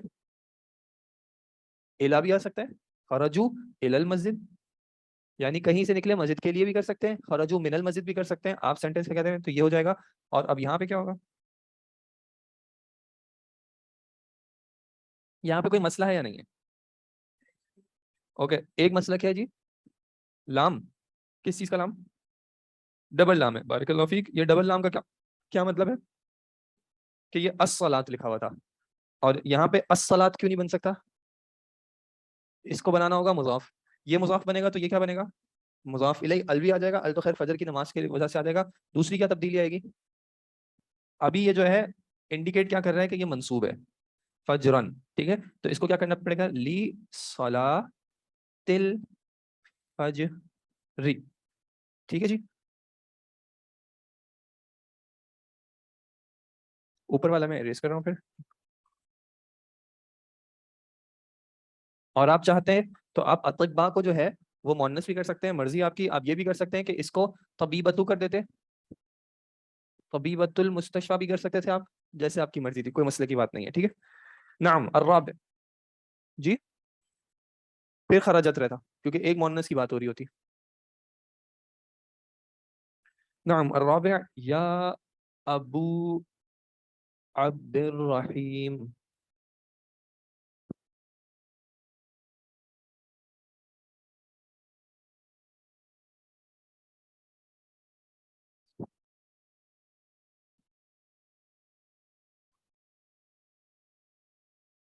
جی یہ ابو لکھا ہوا ہے، ٹھیک ہے جی، لائٹ پڑ رہی ہے. یہ احسن لکھا ہے، یہ بیتکنہ لکھا ہے، بیتکنہ. ایک چیز کوشش کر لیں، اگر یہ لائٹس بند کر کے دیکھوں، اگر آپ کی اجازت ہو سلمان بھائی، اس سے جو ہے نا ایک بڑا مسئلہ حل ہو گیا الحمدللہ. جی اب کیا مسئلہ ہے سر؟ لصلاۃ الفجری سے لصلاۃ الفجری ہوگا، لصلاۃ الفجری نہیں ہوگا، ایک لام ہوگا، ٹھیک ہے. جید. نعم ابو عبد الرحیم، ایسے ہی لکھا ہوا ہے. نعم، یہ یا کیا ہوتا ہے؟ هذا حرف النداء، فهذا يكون منادى، اس کو پکارا جا رہا ہے. منادى کا رول کیا ہے؟ منادى اگر کیسا ہو تو منصوب ہوتا ہے، مضاف ہو تو منصوب ہوتا ہے. کیا یہاں پہ یہ مضاف ہے؟ مضاف ہے. تو ابو کا منصوب کیا ہوتا ہے؟ ابا، یا ابا عبد الرحیم، صحیح. هذا مضاف فهذا مضاف الیہ، هذا مضاف وهذا مضاف الیہ، یا ابا عبد الرحیم. جید. یہ کیا طریقہ ہے؟ ما احسن، یہ کیا چیز ہوتی ہے؟ لا، اس میں تفضیل فقط احسن، افعل. تعجب، فعل تعجب، ما احسن، کتنا ہی اچھا ہے، صحیح. اس کے بعد جو چیز کا ذکر کیا جا رہا ہوتا ہے وہ اس کا مفعول بن کے آتی ہے، تو کون سی اعرابی حالت میں ہوتی ہے؟ منصوب ہوتی ہے، ٹھیک ہے. تو بیت جو ہے وہ بنے گا منصوب. یہ اس کا فعل ہوتا ہے تو وہ اس کا مفعول ہو جاتا ہے. احسن فعل تعجب کہہ رہے ہیں نا اس کو، ما احسن فعل تعجب ہے. نہیں، ما احسن فعل تعجب ہے، وہ ایک الگ بات ہے. احسن اس میں تفضیل کے طور پہ ہے، اسی لیے تو وہ اس کا ایک ریزن غیر منصرف ہونے کا کیا ہوتا ہے؟ وزن الفعل. تو پھر یہ بھی تو فعل ہے.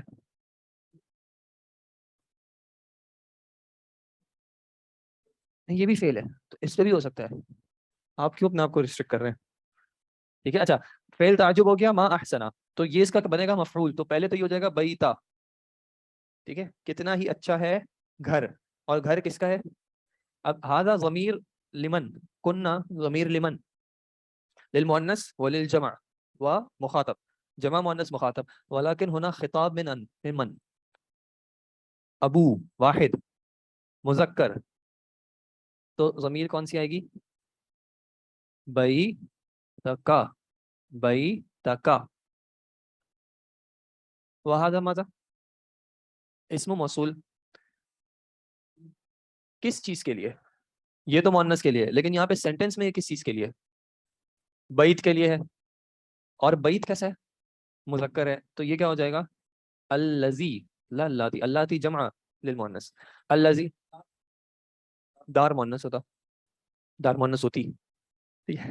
اچھا، اور بیت جو ہے وہ لاہور سے ہوگا، لاہور میں ہوگا. فکیف نقول لاہور میں، فی لاہور، اعراب لاہور، راہ، بارک اللہ فیک، غیر منصرف مجرور بالفتحہ الظاہرہ.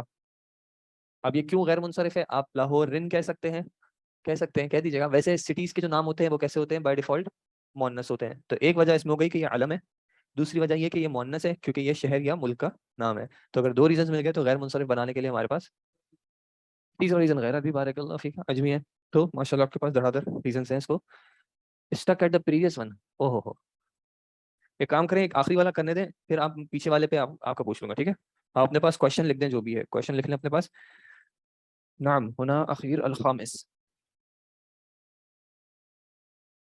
هذا كان الرابع، الخامس. امي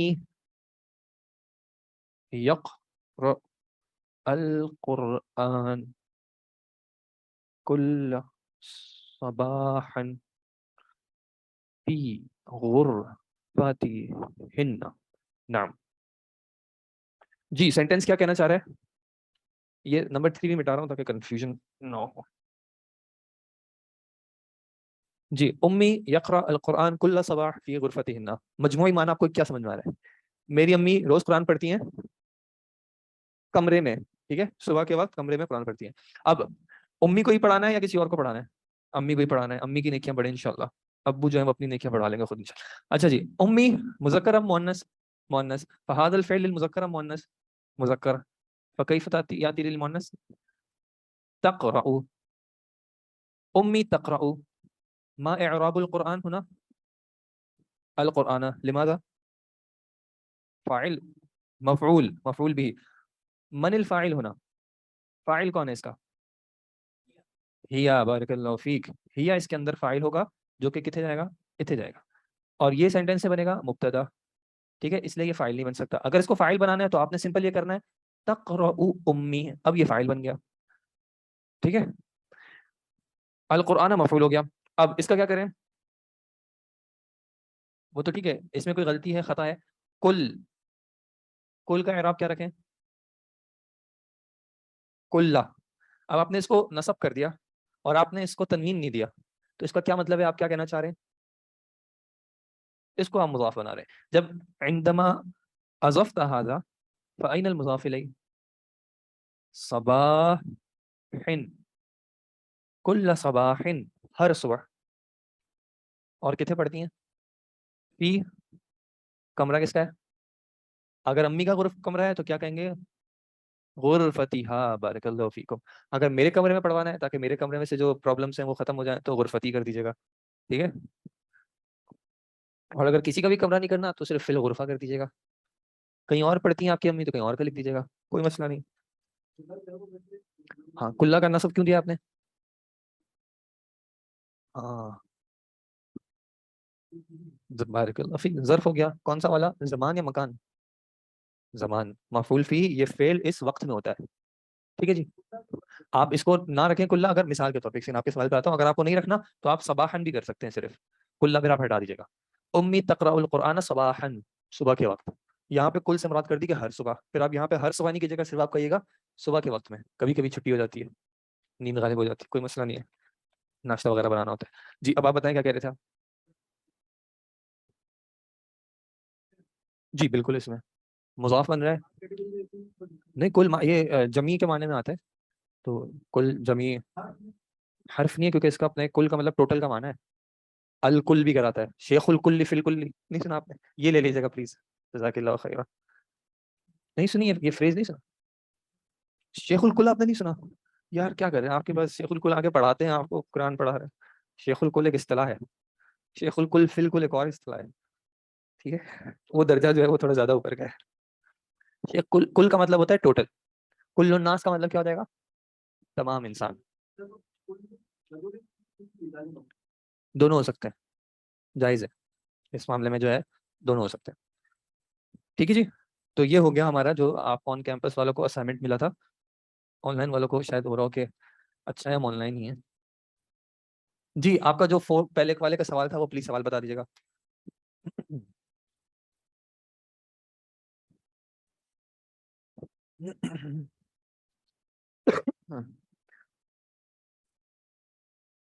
آپ لوگوں کا کوئی سوال تھا یہاں پہ اور کوئی چیز ذہن میں ہے جو کہ امتحان سے پہلے آپ سمجھتے ہیں کہ کوئی فائدہ ہو سکتا ہے ہمیں 1 آدھ 2 5 10 15 نمبر بڑھانے میں یا اپنی سیلف اسٹیم کو بہتر کرنے میں؟ جی آپ آن لائن آپ نے کہا تھا کہ آپ کو پیچھے اس میں کسی چیز میں آپ سٹک ہیں, اس کے حوالے سے اگر آپ چاہیں تو پوچھ لیں پلیز. نعم 1 سیکنڈ. جی السلام علیکم ورحمۃ اللہ وبرکاتہ. السلام ورحمۃ اللہ وبرکاتہ. شیخ محترم اس سینٹنس میں تھا خرجوا الی المسجد, مسجد سے نکلے نہیں, مسجد کی طرف نکلے, مسجد کی طرف نکلے. مسجد سے نکلیں گے تو ہم کہیں گے خرجوا من المسجد. جی تو آئی واز تھنکنگ ذهبوا الی المسجد نہیں ہوگا کہ آپ گئے ذهبوا کر دیں, للصلاۃ. آپ ذهبوا کر دیں, للصلاۃ ذهبوا بھی چلے گا. گئے ایک کا مطلب ہوگا گئے مسجد کی طرف, ایک کا مطلب ہوگا نکلے مسجد کی طرف, یعنی خرجوا من البیت الی المسجد. دونوں معنی صحیح ہیں. جزاک اللہ خیر. یہی کنفیوژن تھی. کہاں پہ آیت میں جو حکم تم آن لائن والوں کا ریٹن ایگزام ہوگا جو online M C Qs ہی ہوں گے. جی online M C Qs, لیکن انشاءاللہ آپ کو بھی مزہ آئے گا. Online M C Qs سے ہی مزہ آتا ہے. ٹھیک ہے جی. جی اور کوئی سوال ہے؟ چیپٹر 22 تک کا ہمارا جو ہے موعد ہے. چیپٹر 22 تک جو ہے وہ چیزیں آپ کو کلیئر ہوں انشاءاللہ. صحیح.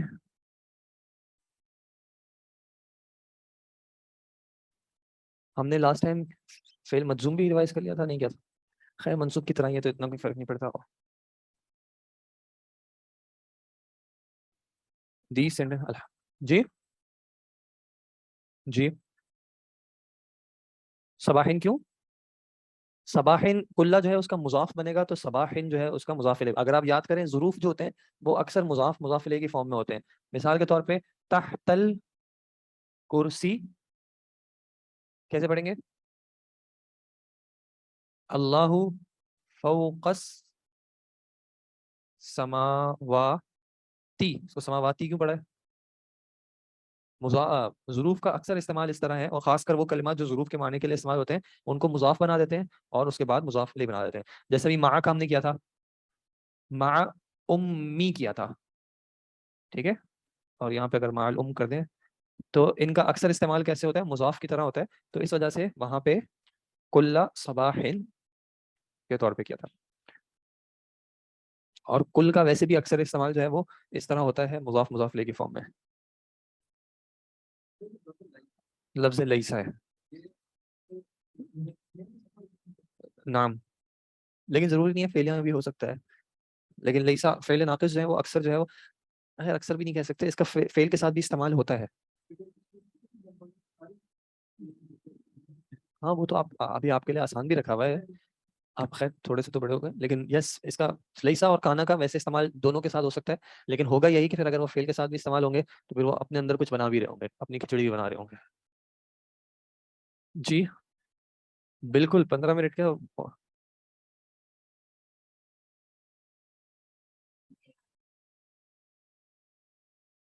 آپ میرا امتحان لے رہے ہیں اس کا مطلب ہے. اب اگر ہو سکا تو کرا دوں گا. کون سی آیت ہے, کون سی صورت ہے آپ کی؟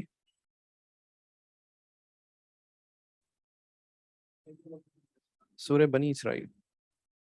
سب سے آسان کون سی ہے؟ نہیں مجھے تو ساری مشکل لگتی ہے. مختصر نہیں, کون سی آیات جو ہے آپ نے پڑھی ہوئی ہیں؟ سورہ ابراہیم میں والی آیت ہے نا. آپ نے کون سی پڑھی ہے؟ اس میں بہت فرق ہوتا ہے, شیخ نے کون سی پڑھائی اور آپ نے کون سی پڑھی ہے. سبحان اللہ سبحان اللہ.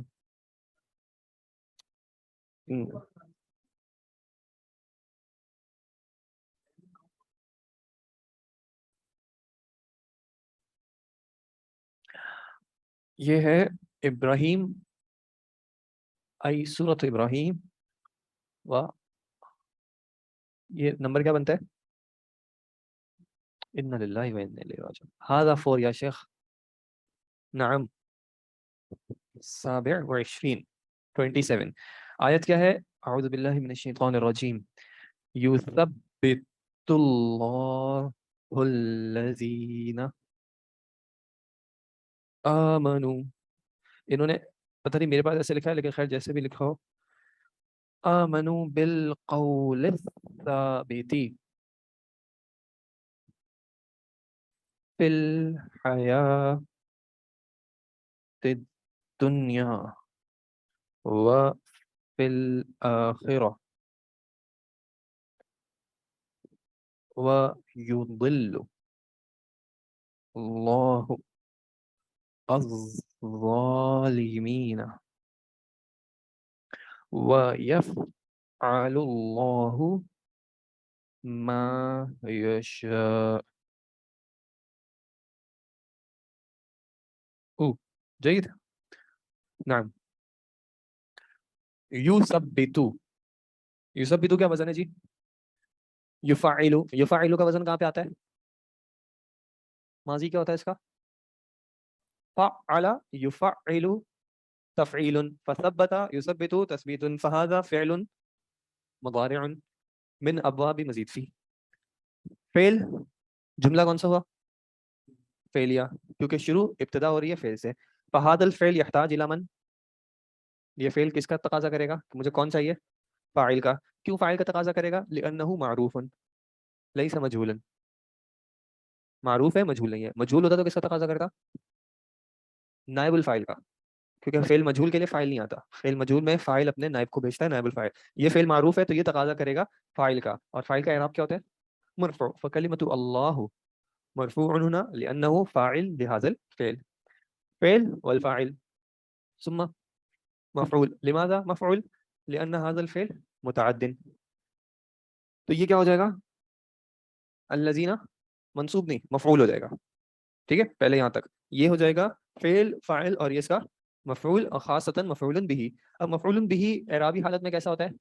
منصوب. تو یہ جو جگہ ہے نا، یہ کس کے لیے ریزروڈ ہے؟ مفعول بہ منصوب کے لیے. لیکن اس مفعول بہ منصوب کی جگہ پہ یہ جو ورڈ آ رہا ہے الذین، یہ کس کیٹیگری میں سے؟ اس میں موصولہ. وہ اسماء الموصولہ موصولہ مبنیہ کیسے ہوتے ہیں؟ مبنی ہوتے ہیں. مبنی کا معنی کیا ہوتا ہے؟ معرب نہیں ہے. ان کے اعراب میں کوئی تبدیلی آپ کو نہیں دکھے گی. فالذین فی حالت الرفع الذین، والنصب الذین، والجر الذین. تو اس کو ہم کیا کہیں گے؟ یہ کس محل میں ہے؟ نصب میں. فی محل نصب. کیوں کہہ رہے ہیں فی محل نصب؟ کیونکہ یہ خود اپنا اعراب ظاہر نہیں کرے گا. یہ رفع میں بھی الذین رہے گا، نصب میں بھی الذین رہے گا، جر میں بھی الذین رہے گا. کیوں ایسا ہے؟ کیونکہ یہ اس میں موصول ہے. اس میں موصولہ جو ہے وہ بنیادی طور پہ مبنی ہوتے ہیں، سوائے کس کے؟ تثنیہ کے. تثنیہ میں آ کے کہانی تبدیل ہو جاتی ہے. اللہ ثابت. اچھا مانو تو آپ لوگ مجھ سے بہتر جانتے ہیں الحمدللہ. تثنیہ جو ہے نا وہ تھوڑی سی کیٹیگری ڈفرنٹ آ کے وہ معرب بن جاتا ہے. اللذانی اللذینی اللذینی. نام اسماء موصولہ میں بھی، ضمائر میں بھی، ضمائر میں نہیں، اس میں اشارہ میں بھی ایسا کرتا ہے وہ. ہذانی فہذینی. صحیح. فعل مضارع معروف، اور اس کا اعراب کیا ہے فعل مضارع کا؟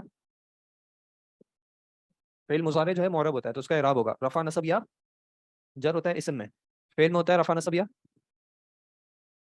جزم. بارک اللہ فیک. تو یہ کیسا ہے؟ یہ مرفوع ہے. مرفوع آنے کی وجہ کیا ہے؟ کیونکہ اس کے پیچھے نہ کوئی نواسب میں سے کوئی چیز ہے، نہ کوئی جوازم میں سے کوئی چیز ہے. جب ایک فعل مضارع پر نہ کوئی نواسب میں سے کوئی چیز ہو، نہ جوازم میں سے کوئی چیز ہو، تو وہ ہوتا ہے بنیادی طور پہ مرفوع. ٹھیک ہے، تو فعل مرفوع ہو گیا. کلمہ اللہ فاعل، اور فاعل مرفوع ہوتا ہے. الذین اس کا مفعول ہوگا. چونکہ یہ مبنی ہے اس لیے یہ نصب کی جگہ پہ آیا ہوا ہے. اب یہ فعل ہے، اس میں موصولہ. اس میں موصولہ جو ہے اپنے بعد ایک صلہ لاتا ہے، ایک تفصیل لاتا ہے. وہ تفصیل کیا آ رہی ہے؟ آمنو. آمنو بلکہ یہاں تک نہیں، بالقول ثابتی یہاں تک آ رہے ہیں. یہ پورا جو ہے نا یہ اس کی ایک تفصیل ہے. تو یہ اپنے اندر ایک جملہ الگ ہوگا. نہیں جا نہیں چاہ رہے، یہاں پہ روک دیا نا بھائی. نہیں نا، اس کا تعلق اس سے نہیں ہے. اس کا جو تعلق ہے نا اس سے نہیں ہے، اس کا تعلق ہے اس سے. ابھی دیکھ لیتے ہیں. اچھا اب اپنے اندر یہ ایک جملہ الگ سے ہو جائے گا. یہ جملہ کیا ہے؟ آمنو. آمنو یہ واحد کیا تھا؟ آمنا. مضارع کیا ہوتا ہے اس کا؟ یومنو. اور مصدر ایمانن. اصل میں تھا امنا یؤمنو. کیا وزن ہے امنا کا؟ افعل یفعل افعال. تو یہ آمنا ہوا آمنا وہم آمنو. آمنو کو ضمیر چاہیے، ضمیر ہے اس کے اندر. اب ضمیر کو پیچھے کہیں جانا ہے، پیچھے کدھر جائے؟ الذین کی طرف. تو جا سکتی ہے، اس لیے یہاں پہ یہ جائز ہے کہ یہ ضمیر کے ساتھ ہے. وہ لوگ ان سب نے کیا ایمان لائے. پھر یہ با کیا ہو جائے گا؟ حرف جر. اس کی وجہ سے القولی مجرور. پھر القولی، اور یہ کیا ہے؟ الثابتی، یہ کیوں مجرور ہے؟ ان دونوں میں آپس میں تعلق چیک کریں. اگر اس کو مضاف علیہ بناتے ہیں تو یہ مضاف بننا چاہیے، یہ مضاف بنے گا تو یہ ال نہیں لائے گا، یہ تو ال کے ساتھ ہے. ان دونوں کا اعراب سیم ہے، سیم ہے. ان دونوں کی وسعت سیم ہے، سیم ہے. اب کہانی جا رہی ہے کس کی طرف؟ صفت موصوف کی طرف. کیا دونوں کا جنس سیم ہے؟ سیم ہے. کیا دونوں کی عدد سیم ہے؟ سیم ہے. تو یہ صفہ اور یہ موصوف. ٹھیک ہے، ایمان لاتے ہیں. اب یہ حرف جر آ گیا تو اس پورے کو ہم کیا کہہ دیں گے؟ متعلق بال، خبر کا ہے بالفعل، کیونکہ خبر تو ہے ہی نہیں، یعنی جملہ اسمیہ تو ہے نہیں. میں بھی سے لکھ رہا ہوں تمہاری باتوں میں آ کے، تو مجھے بیکار ہو رہا ہے. یعنی اللہ معاف کرے. متعلق بالفعل ہو گیا اس فعل کے. ایمان لاتے ہیں کس چیز پر؟ ایمان لاتے ہیں اس چیز پر ایمان لاتے ہیں. اگر ہم کہہ دیں گے کہ فی الحیات دنیا و فی الآخرہ، تو اس کا مطلب ہوگا کہ وہ ایمان لاتے ہیں دنیا میں بھی اور آخرت میں بھی. تو یہاں تک بات تو ہو جائے گی، لیکن پھر یثبتو کا کیا کریں گے کہ یہ تثبیت کہاں پہ ہوتی ہے؟ تو یہ فی الحیات دنیا و فی الآخرہ جو ہے اصل میں اس کا تعلق ہے اس سے کہ اللہ ان کو ثابت قدم رکھے گا، اللہ ان کو ثابت قدم رکھنا. یہ ٹھیک ہے، ٹھیک ہے جی. تو یہ اس کی تفصیل ہو گئی یہاں سے یہاں تک کہ وہ لوگ کام کیا کرتے ہیں کہ ایمان لاتے ہیں قول ثابت پر. فی کیا ہوتا ہے؟ حرف جر. تو اس وجہ سے یہ کیا ہو جائے گا؟ مجرور ہو جائے گا. اب دنیا کے ساتھ کیا ایشو ہے؟ دنیا دھوکہ دیتی ہے. ال آ رہا ہے، ال تو آ سکتا ہے، اس پہ ال آئے گا تو یہ مضاف نہیں بن سکتا، تو یہ مضاف الیہ نہیں بن سکتا. پھر ہم دیکھیں دونوں کی وسعت تو سیم لگ رہی ہے. دنیا کا ورڈ جو ہے وہ مذکر یا مؤنث ہے؟ مؤنث ہے. مذکر کیوں ہے ویسے دکھ نہیں رہا کیونکہ مؤنث ہے، لیکن ویسے یہ ورڈ مؤنث ہے. سماعی آپ کہہ لیں اس کو، دنیا ہوتی ہے نا، خیر وہ تو اردو میں بات ہے. خیر، تو یہ دونوں کا آپس میں اصل میں تعلق یہاں پہ صفت موصوف کا. ٹھیک ہے، اس لیے اس کو ترجمہ اگر آپ صفت موصوف کے اعتبار سے کریں گے تو کیسے کریں گے؟ دنیاوی زندگی، دنیا کی زندگی نہیں کریں گے. وہ کیا ہوتا؟ حیات الدنیا، دنیا کی زندگی مضاف ہوگا، یہ ہوگا دنیاوی زندگی. فی حرف جر، یہ پورا اس کا کیا ہو جائے گا؟ صفت موصوف ملا کے اس کا مجرور بن جائے گا. اور پھر یہ کس کے متعلق ہوگا؟ یہ متعلق ہوگا اس کے کہ ان کو اللہ ثابت قدم کہاں رکھے گا؟ فی الحیات الدنیا. پھر یہ واو کیا کرتا ہے؟ عطف کرتا ہے. کس کو کس سے عطف کرے گا؟ اس کو کرے گا اس سے. ان کو اللہ ثابت قدم رکھے گا دنیا میں بھی اور آخرت میں بھی. یہ فی پھر حرف جر اور الآخرتی اس کا اسم مجرور. اس کا اعراب تقدیری ہوگا، بالکل تقدیری ہوگا. اس کا اعراب تقدیری کیوں ہوگا؟ کیونکہ اس کے آخر میں الف آ رہا ہے. جب بھی ورڈ کے آخر میں الف آ جائے گا تو وہ اعراب ظاہر کرنے میں شرمائے گا، نہیں ظاہر کرے گا. تو اس لیے اس کا اعراب تقدیری ہے، مبنی نہیں ہوگا. مبنی کیوں نہیں ہوگا؟ کیونکہ مبنی ہونے کے لیے اس کو ایک ایسی کیٹیگری سے بلانگ کرنا پڑے گا جو کہ کیٹیگری مبنی ہوتی ہے. ٹھیک ہے، یہ کیٹیگری مبنی نہیں ہے. کیٹیگری ایک عام اسم ہے، یہ جیسے الآخرہ اسم ہے، اسی طرح دنیا بھی اسم ہے. کیٹیگری کیسے بنے گی؟ جیسے میں نے آپ کو کہا اس میں موصول، اس میں موصول ایک کیٹیگری ہے جو کہ مبنی ہے. اس میں اشارہ ایک کیٹیگری ہے جو کہ مبنی ہے. ضمیر ایک کیٹیگری ہے جو کہ مبنی ہے. تو اس طرح وہ کیٹیگری میں فٹ نہیں ہو رہا، اس لیے ہم کہیں گے اس کا اعراب تقدیری ہے، کسی وجہ سے نہیں دکھ رہا. وہ وجہ ختم ہو جائے گی تو اس کا اعراب دکھ جائے گا. جی یہاں تک کلیئر ہے؟ کون سے والا؟ فعل میں بھی ایسا ہوتا ہے، فعل میں بھی اعراب تقدیری آ جاتا ہے. جیسے کہ رضیہ کا ماضی آتا ہے یرضا. اب یہ اصل میں کون سی حالت میں ہونا چاہیے؟ اگر فعل مضارع ہے تو فعل مضارع کون سی عربی حالت میں ہونا چاہیے؟ مرفوع ہونا چاہیے، لیکن اس کا رفع دکھتا نہیں ہے. یہ اسی طرح دعا کا مضارع ہوتا ہے یدعو، اس کو کیا ہونا چاہیے تھا؟ اس کو بھی مرفوع ہے، مرفوع لیکن تقدیری ہے. ٹھیک ہے جی، تو فعل میں بھی ایسا ہوتا ہے. اینی ویز یہاں پہ پھر کیا ہے؟ واہ، یہ واو کیا کر رہا ہے؟ عطف کر رہا ہے. اب یہ کس کو کس سے عطف کر رہا ہے؟ وہ والی کہانی ختم ہو گئی. اب یہ اس بات کو اس پوری بات سے لنک کرے گا.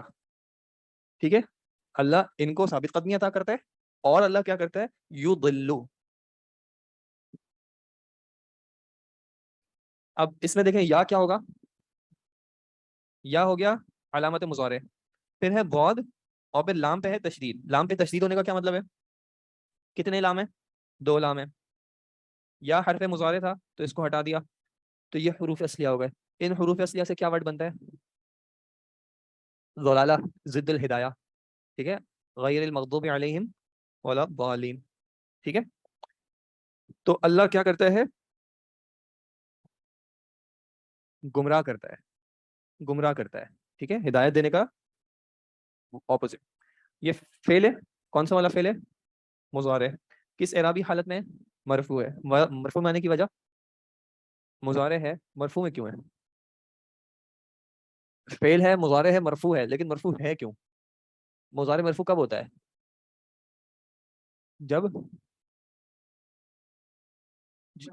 جب کوئی عامل ہے، کوئی نواسب میں سے نہیں ہوگا، کوئی جوازم میں سے نہیں ہوگا. آپ گھر پہ جاتے ہیں، گھر پہ ڈنر ہوگا، کیوں ہوگا؟ کیونکہ روز ہوتا ہے. اگر باہر ڈنر کرنا ہوگا تو گھر میں نہیں ہوگا. ٹھیک ہے, کوئی وجہ ہوگی, امی ناراض ہیں آپ سے, کوئی معاملہ ہے تو نہیں دیں گی, ورنہ ڈیفالٹ کیا ہوگا کہ یہ مرفوع ہوگا, لیکن وجہ کیا, کوئی اور چیز نہیں ہے, کوئی اور ریزن نہیں ہے, تو یہ مرفوع ہوا. فعل کو کون چاہیے ہوتا ہے؟ فاعل. وَيُضِلُّ اللَّهُ مرفوع بالضمہ ظاہرہ. پھر فعل کو اور کیا چاہیے ہوگا؟ مفعول. کیا یہ مفعول بن سکتا ہے؟ مفعول بن سکتا ہے. مفعول کون سی اعرابی حالت میں ہوتا ہے؟ منصوب. یہ کون سی اعرابی حالت میں؟ منصوب. کیسے پتا چلا؟ یا نون, یہ کس کے اعراب پہ آ رہا ہے؟ جمع مذکر سالم. مسلمون و مسلمین و مسلمین, فہذا الظالمین منصوب. تو یہ ہو گیا منصوب مفعول للفعل. پھر یہ واو ایک اور آ گیا, یعنی کہ یہ ایک جملہ ختم ہو گیا. فعل فاعل مفعول جملہ کلوز. اور یہاں پہ کسی کو کنفیوژن نہ ہو, آپ نے خیر مانا تو آپ نے پڑھا ہے. واو عطف کا ہو گیا. اب یہ کس کو عطف کر رہا ہے, کس سے؟ اب یہ بھی اس جملے کو, اس جملے کو, پھر اس جملے کو. ٹھیک ہے, یہ نیا جملہ آ رہا ہے. اب یہ سمپل ہے, بہت سمپل ہے. کیا ہے؟ یفعل. یہ تو اب تو آپ کو خواب میں بھی آ رہا ہوگا. مضارع فعل یفعل.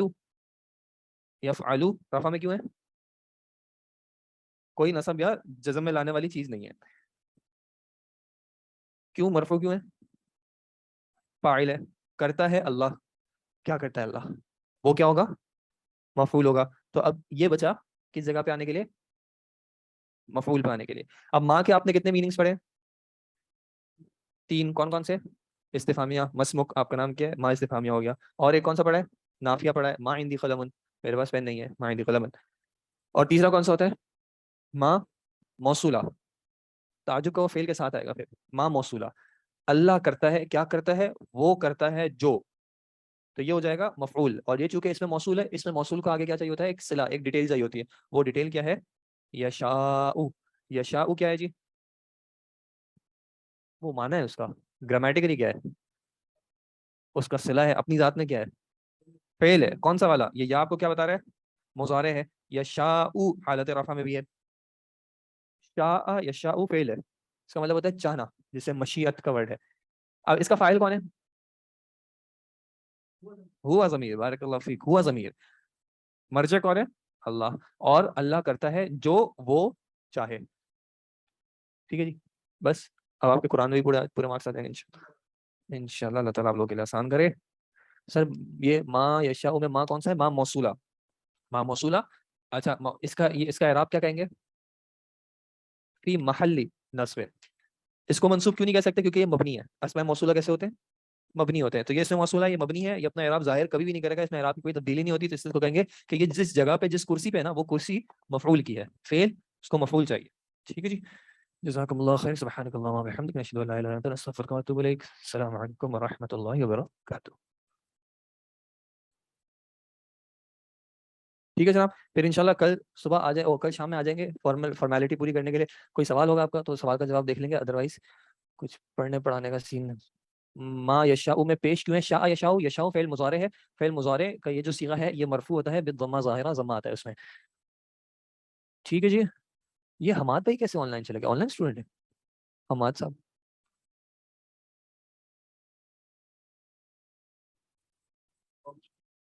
اللہ آسان کرے ان کی پرابلمز, اللہ آسان کرے آپ. ٹھیک ہے جناب, السلام علیکم و رحمۃ اللہ. الحمد للہ رب العالمین والعاقبۃ للمتقین والصلاۃ والسلام علی اشرف الانبیاء والمرسلین نبینا محمد وعلی آلہ وصحبہ اجمعین. اما بعد فاعوذ باللہ من الشیطان الرجیم. بسم اللہ الرحمن الرحیم. رب اشرح لی صدری ویسر لی امری واحلل عقدۃ من لسانی یفقہوا قولی.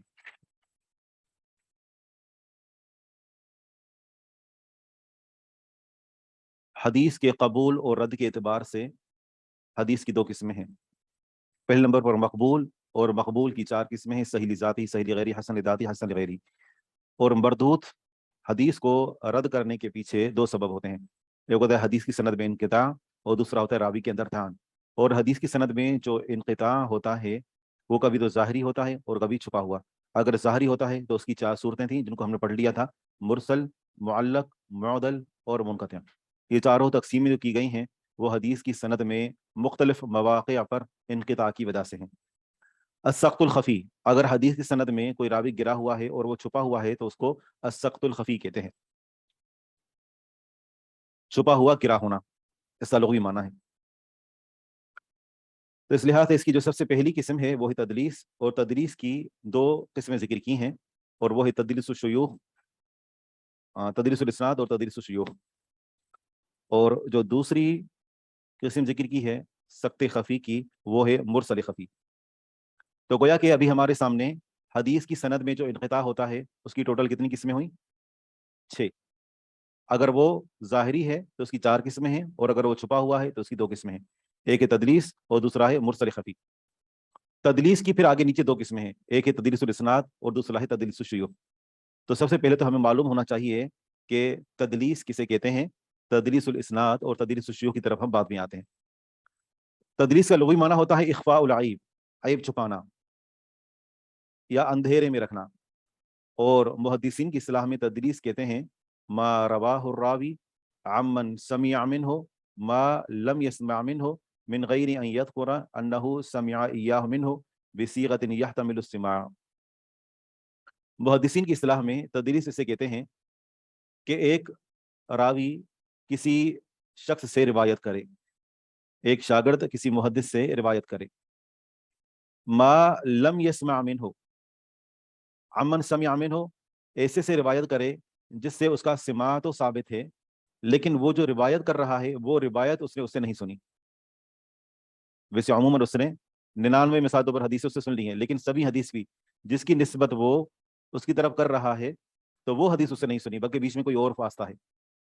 من غیر ان یذکر، اس بات کا ذکر کیے بغیر کہ انہ سمع ایاہ منہ، کہ اس نے اس سے یہ سنی ہے۔ مثلا 99 حدیث بیان کرتے ہوئے کہتا ہے کہ میں نے فلاں سے سنا، جبکہ سبھی حدیث جو اس نے نہیں سنی، کسی اور کے واسطے سے سنی ہے، جب وہ بیان کرتا ہے تو یہ نہیں کہتا میں نے اس سے سنا، کیونکہ اگر یہ کہے گا تو جھوٹا ہوگا۔ تو کیا کہتا ہے؟ ایسا لفظ استعمال کرتا ہے کہ جس میں سننے اور نہ سننے دونوں باتوں کا احتمال موجود ہو۔ مثلا کیا کہہ سکتا ہے؟ اس نے کہا فلاں سے روایت ہے، اس میں سننے کا اور نہ سننے کا دونوں کا احتمال موجود ہے۔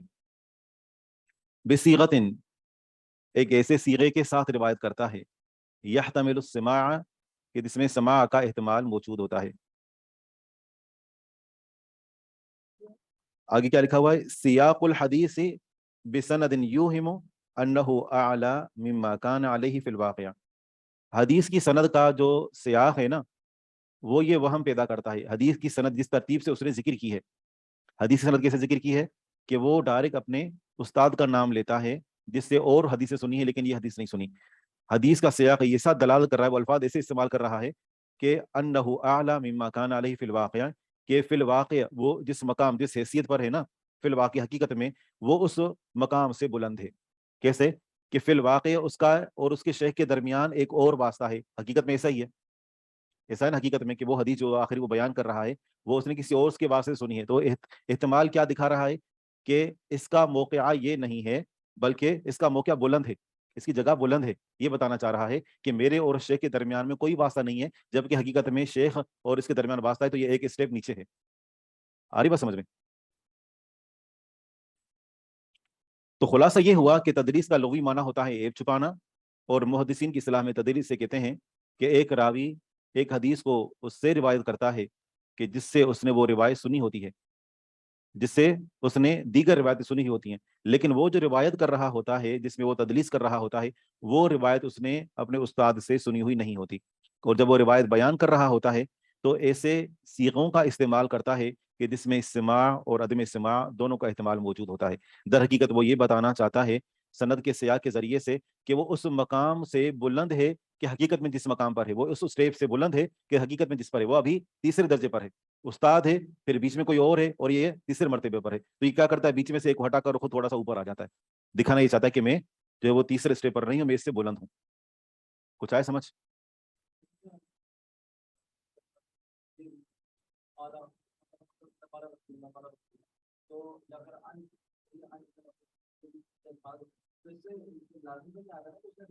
نہیں، اگر کوئی بھی مثال کے طور پر عموماً یہ الفاظ ذکر کر دیتا ہے کہ فلاں سے روایت ہے، تو اس کی بات کو تدلیس پر محمول نہیں کیا جائے گا کہ اس کے اور کسی اور کے درمیان کوئی اور بھی موجود تھا، اس کے اور اس کے درمیان جس کو روایت کر رہا ہے۔ لیکن جو بندہ اکثر ایسا کام کرتا رہتا ہے جس کو تدلیس کی عادت ہے، تو جب وہ کہے گا نا کہ فلاں سے روایت ہے، باقی ہر جگہ وہ کہتا ہے میں نے فلاں سے سنا، اب کسی جگہ پر آ کر کہتا ہے کہ فلاں سے روایت ہے، اب یہاں پر کان کھڑے ہو جائیں اور بندہ سوچے کہ ہر جگہ پر جب یہ کہتا ہے کہ مجھے فلاں نے حدیث بیان کی، صرف یہاں پر ہی آ کر اس نے یہ کیوں کہا کہ فلاں نے فرمایا، فلاں نے کہا؟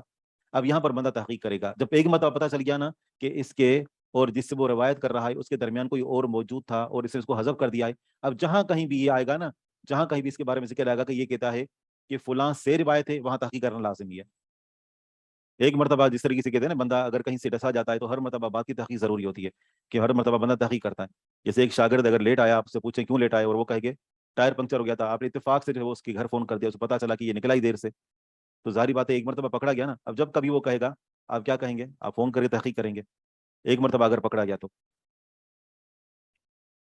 اب اس کی دو صورتیں ہوتی ہیں، ایک ہے تدلیس الاسناد اور دوسرا ہوتا ہے تدلیس الشیوخ.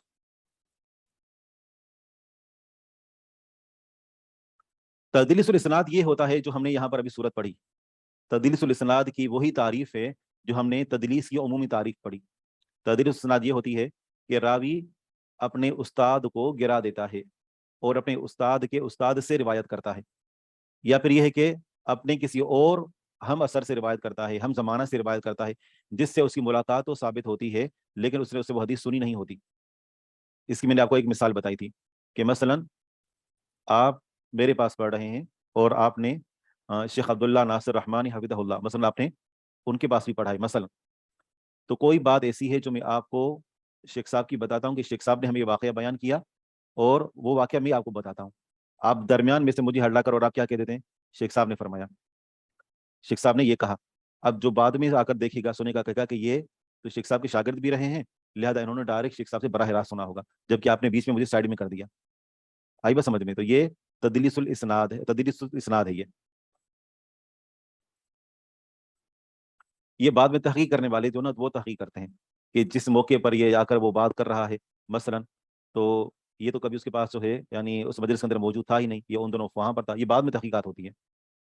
سری شاگرد راوی جو روایت کر رہا وہ استاد، وہ یا استاد جس سے شاگرد نے سنا، اس کی اس بات ہو رہی ہے چھپاتا شاگرد ہے یا جس سے شاگرد سن رہا ہے وہ. اب طریقہ کار یہ ہوتا ہے کہ ایک شاگرد اپنے استاد کے نام کو حذف کر کے استاد کے استاد سے روایت کرتا ہے، ٹھیک ہے نا. اس کے پیچھے وجہ کیا ہوتی ہے؟ اس کے پیچھے وجہ ہوتی ہے کہ بس اوقات استاد کے اندر کوئی کمزوری پائی جاتی ہے، کوئی ضعف پایا جاتا ہے، تو بندہ سوچتا یہ ہے کہ اگر میں نے اس کا نام ذکر کر دیا نا تو میری حدیث کی ویلیو کم ہو جائے گی، تو اس وجہ سے کیا کرتا ہے کہ بس وہ لیا تو اس نے اسی ہی کی سند سے ہوتا ہے لیکن اس کے نام کو حذف کر دیتا ہے تاکہ اس کی حدیث کی ویلیو بنے. آئی سمجھ؟ تدلیس الشیوخ میں یہ ہوتا ہے کہ بندہ نام کو تبدیل کر دیتا ہے، حذف نہیں کرتا، اس کو نام کو تبدیل کر دیتا ہے تاکہ وہ اس کے ذریعے سے پہچانا نہ جائے. مثلا وہ مشہور ہوتا ہے کسی نام کے ساتھ تو کسی اور نام کے ساتھ، مثلا اس کا نام عبداللہ ہوتا ہے، اس کی کنیت ابو احمد ہوتی ہے، مشہور ہے عبداللہ کے ساتھ، کنیت ابو احمد ہے، لیکن ابو احمد سے لوگ اس کو نہیں جانتے. بندہ کیا کرتا ہے؟ کہتا ہے کہ مجھے ابو احمد نے حدیث بیان کی. وجہ کیا ہوتی ہے کہ اس کے اندر تھوڑا سا ضعف پایا جاتا ہے اور بندہ یہ چاہتا ہے کہ میں اس کا نام ایسے طور پر ذکر کروں کہ اس کو پہچانا نہ جائے تاکہ میری حدیث جو ہے وہ آگے قابل قبول ہو سکے. آئی سمجھیے؟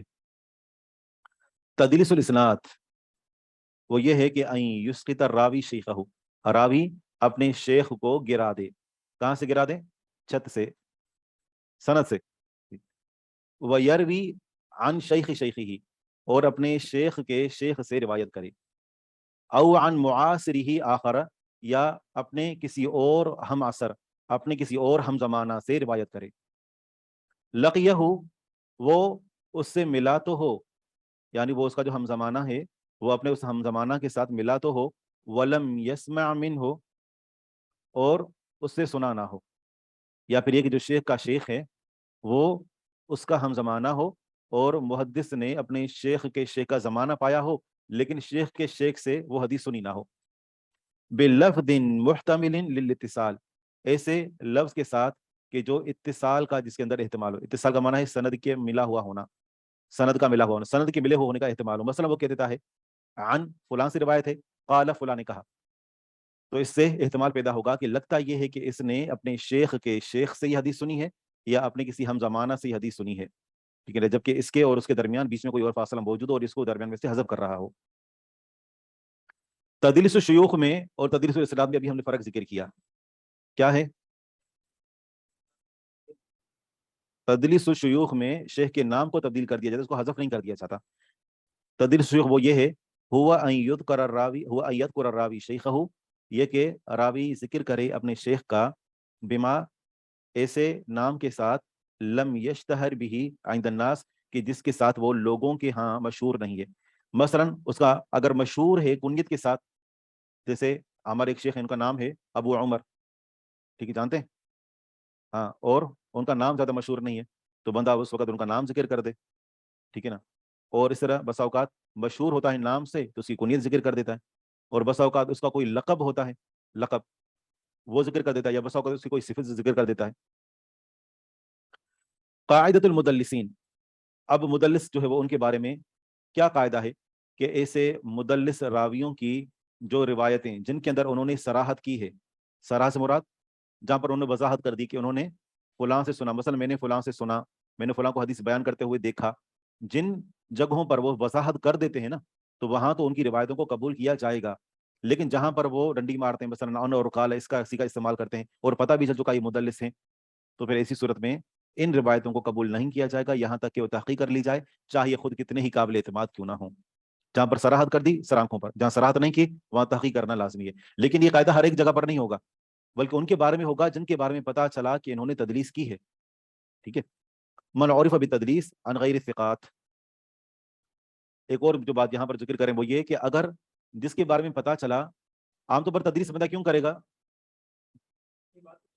अपनी बात को आगे राइज करने के लिए, अपनी बात को कबूल आम जो है वो बख्शने के लिए, ताकि लोग इसकी बात को लें, इसकी हदीस को कबूल करें।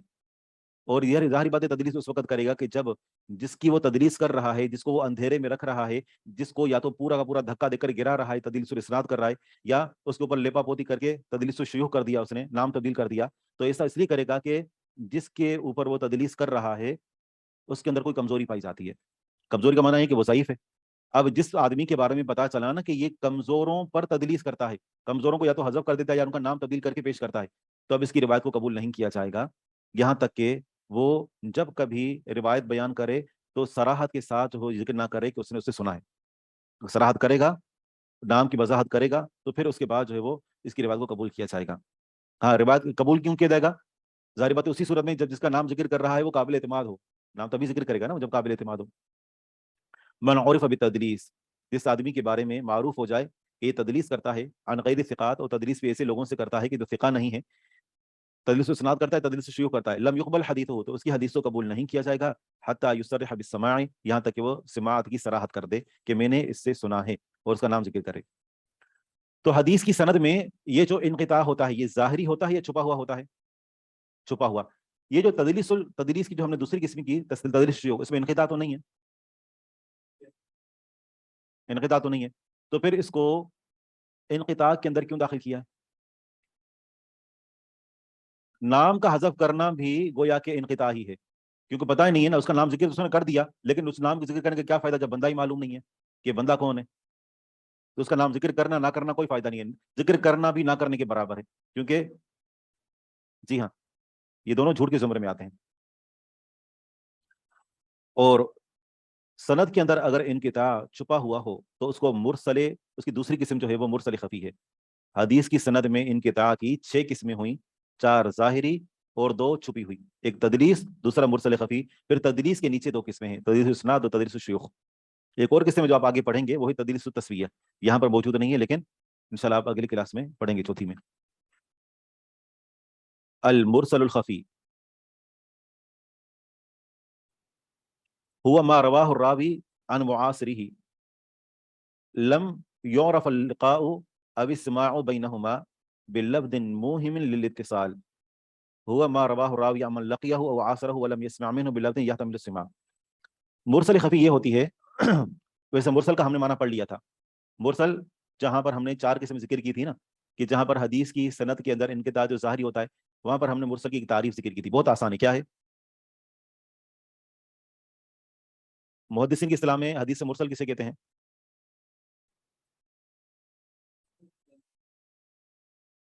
ताबी के बाद हदीस की सनद हज़फ हो। अब ताबी के बाद ताबी भी हो सकता है, ताबी के बाद सहाबी भी हो सकता है, ताबी के बाद एक और ताबी हो और फिर उसके बाद सहाबी हो, और इसने दोनों को हज़फ कर दिया एक ताबी को, क्योंकि हमने जिक्र किया था कि बस औकात बीच में तहकीक है तो साथ साथ ताबी भी निकले, کہ اس نے ایک اور سے سنا, उसको किसी और ने, उसको किसी और ने, बीच में 7 ताबिईन हैं, उसके बाद सहाबी का नाम है, और उसने 8 को हज़फ कर दिया और हदीस को जो है उसने मुरसल बयान कर दिया. तो हदीस मुरसल के अंदर क्या होता है कि बंदा जिससे रिवायत कर रहा होता है उसको हज़फ कर देता है. मुरसल खफ़ी ये होती है कि अच्छा वो मुरसल थी कि ताबईन नबी अलैहि सल्लम से रिवायत करें. मुरसल खफ़ी ये है कि ये इरसाल कहीं पर भी हो सकता है, पूरी सनद में.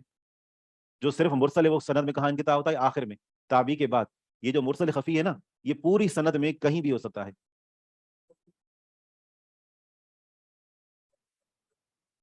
जी हाँ, वो इसका उमूमी नाम हम उसको मुनक़ते कह सकते हैं कि हदीस मुनक़तिया है, ठीक है ना. लेकिन मुनक़ते एक, यानी हम यूं कह सकते हैं कि मुनक़ते जो लफ्ज़ है लुग़वी तौर पर तो हम उसको कह सकते हैं कि इसके अंदर इनक़िता है, लेकिन मुनक़ते ख़ास इस्तिलाह बनाई गई है, तो इस बिना पर हम उसको मुनक़ते यानी इस्तिलाही तौर पर नहीं कह सकते.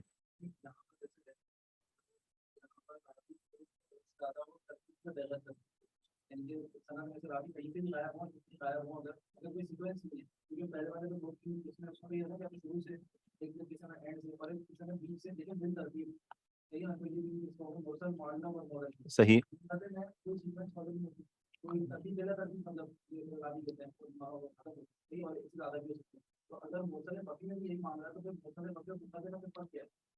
मुरसल खफ़ी और मुनक़तिया में फ़र्क ये होता है कि मुरसल खफ़ी में रावी रिवायत करता है ऐसे शख्स से कि इसके और जिससे वो रिवायत कर रहा होता है उसके दरमियान लिक़ा यानी मुलाकात और सिमा यानी एक दूसरे सुनना, ये सारी चीज़ें जो है वो साबित होती हैं. लेकिन वो जो हदीस बयान कर रहा होता है ना, तो वो हदीस उससे नहीं ली होती.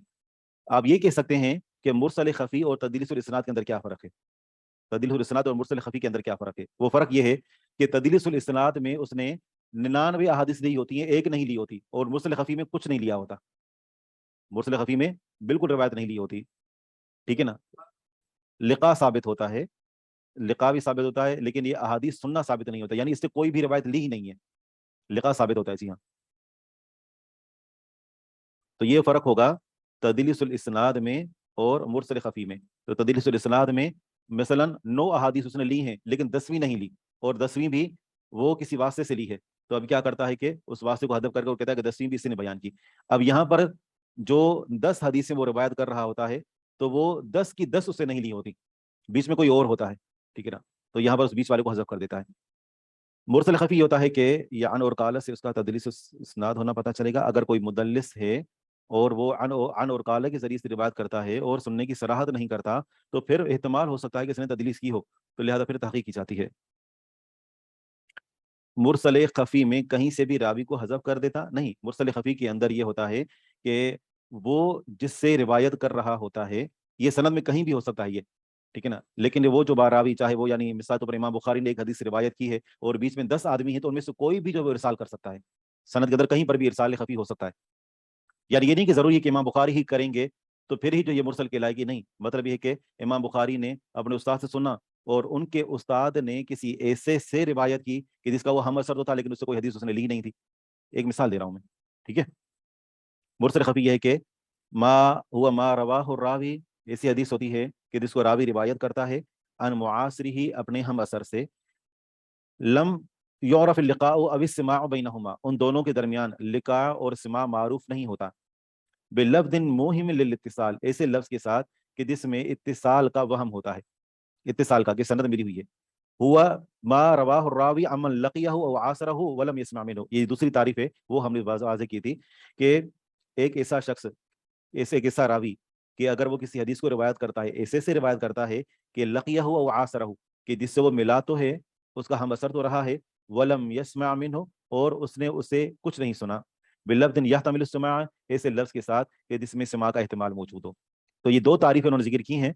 अगर आप दूसरी तारीफ़ को याद रखें तो वो ज़्यादा आसान है कि एक शख्स, एक मुहद्दिस एक ऐसे शख्स से रिवायत करे कि जिससे उसकी मुलाकात तो साबित है, सुनना भी साबित है, लेकिन मुलाकात में ज़ाहिर बात है, मुलाकात में बंदा गुफ्तगू करता है तो सुनता तो है ही, लेकिन उससे कोई एक भी हदीस लेना साबित नहीं है, वो उसका उस्ताद है ही नहीं, ठीक है ना. तो यहाँ पर बीच में कोई और बंदा है कि जिसको उसने हज़फ कर दिया है, तो यहाँ पर ये मुरसल खफ़ी कहलाएगी. जी हाँ. जी हाँ.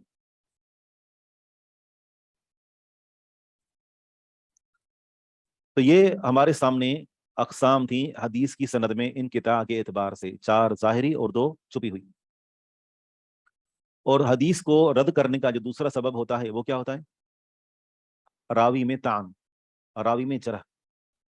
तो रावी में जो तान किया जाता है, रावी में जो जरह की जाती है, तो उसके पीछे 2 सबब होते हैं और हर एक सबब के नीचे 5 किस्में हैं। 2 सबब होते हैं, मसलन एक होता है रावी की अदालत में जरह और दूसरा होता है रावी के ज़ब्त में जरह। रावी की अदालत में उसके पीछे भी 5 सबब होते हैं और रावी के ज़ब्त में जरह इसके पीछे भी 5 सबब होते हैं। तो हदीस को रद्द करने का दूसरा सबब क्या है? रावी के अंदर तान करना, और तान के पीछे 2 सबब होते हैं, एक रावी की अदालत में, इसके नीचे 5 किस्में हैं, और दूसरा होता है रावी के ज़ब्त में, हाफ़ज़े में, इसके नीचे भी 5 सबब होते हैं। तो यहाँ पर वो जिक्र कर रहे हैं कुछ अक़साम, और सफ़ा नंबर 9 पर उन्होंने जिक्र कर दिया है कि 5 वो कौन सी अक़साम हैं कि जिनका ताल्लुक रावी की अदालत के साथ है, और 5 वो कौन सी किस्में हैं कि जिनका ताल्लुक रावी के ज़ब्त के साथ है। अगर सवाल के अंदर यूं आ जाए तो आपने किस्मों को याद रखना है, इन 5 किस्मों को, ठीक है ना? कम से कम नाम ये नहीं पूछा जाएगा कि 10 की 10 लिखें और सबकी तारीफें भी कर दें, ऐसा नहीं होगा। तारीफ अगर होगी तो किसी एक की या फिर आपके सामने जिक्र कर दिया जाएगा, खासतौर ऑनलाइन के लिए तो आसान है। यानी ये कहा जाए मसलन कि रावी के अंदर तान के असबाब जो रावी के ज़ब्त के साथ ताल्लुक रखते हैं, तो फिर आपने नीचे बारे लिखने हैं। और अगर कहा जाएगा रावी के अंदर तान के वो 5 असबाब जो रावी की अदालत के साथ ताल्लुक रखते हैं, तो आपने ऊपर वाले लिखने हैं। ये नाम जो आपको याद होने चाहिए। हाँ, इनकी तारीफें अलग-अलग वो भी याद करना जरूरी है, लेकिन 10 की तारीफ यूं नहीं आएगी कि आप 10 की 10 की तारीफ लिख दें, इतना लंबा तो सवाल तो नहीं होगा, ये तो पूरी फतहुल बारी आप लिख देंगे। जी, मैं समझा नहीं। आपने जो भी पढ़ा है ना, आपने माशाल्लाह से ये, या पहले सफ़े पर लिखा हुआ है ना बुरूज, इसमें बा ऊपर लिखा हुआ है, ठीक है? तो यहाँ से आपने याद करना है, और आखिर में इला यौमिद्दीन सफ़ा नंबर 19 तक, इसके अंदर जो कुछ है ना, ये बा से लेकर ये सब आपने याद करना है। सिर्फ सफ़ों के नंबर आपने याद नहीं करने, और हर सफ़े पर जो बुरूज लिखा हुआ है वो आपने याद नहीं करना, उसूल हदीस ये याद नहीं करना, ठीक है? ये आपको छूट है, आज़ादी है, और क्या चाहिए?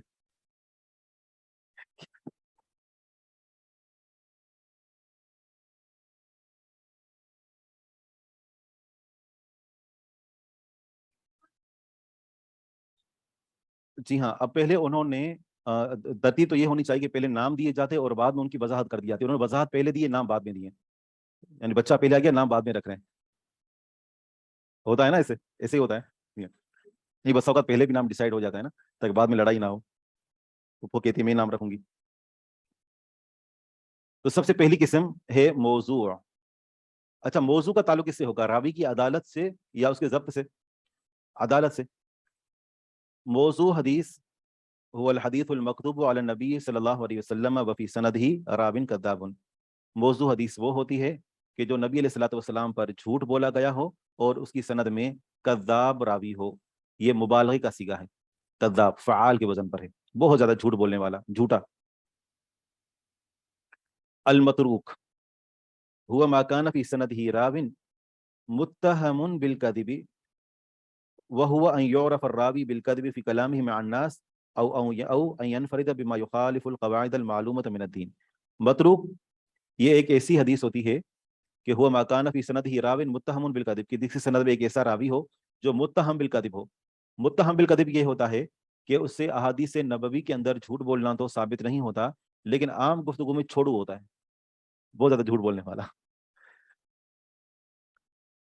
मुझे याद आ रहा है कि हमारी क्लास में जो ना, वो शायद मैंने आपको बताया भी था, वो एक लड़का बहुत झूठ बोलता था, तो हमने उसका नाम ही ये मतरूक रख दिया था।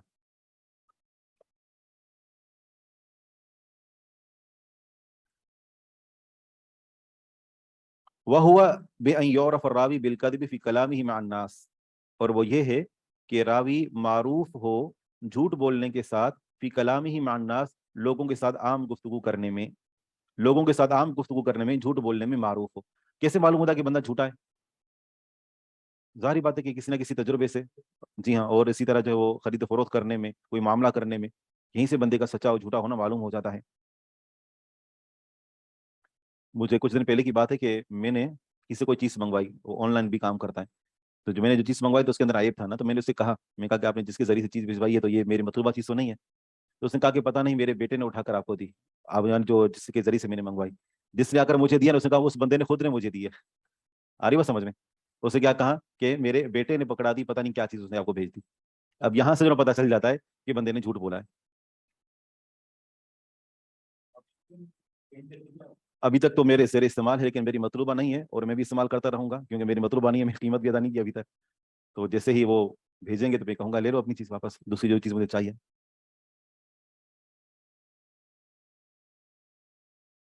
औ यनफरिदा, या ये कि वो अकेला हो, बिमा एक ऐसी हदीस को रिवायत करने में युखालिफुल कवाइद अल मालूमत मिन अद्दीन, जो दीन के मालूम कवायद हैं वो उसके मुखालिफ हों। बहरहाल अगर जो है वो दीन के कवायद मालूम होने, दीन के जो मालूम कवायद हैं, अगर उनके मुखालिफ होने में वो एक नहीं भले 10 भी क्यों ना हो, लेकिन अगर दीन के जो मुसल्लमा कवायद है, जो मुसल्लमा उमूर हैं, अगर बिलफर्ज उनके खिलाफ कोई रिवायत आ जाती है तो वो कना काबिल हुज्जत है। और पहली बात तो ऐसी कोई हदीस है ही नहीं।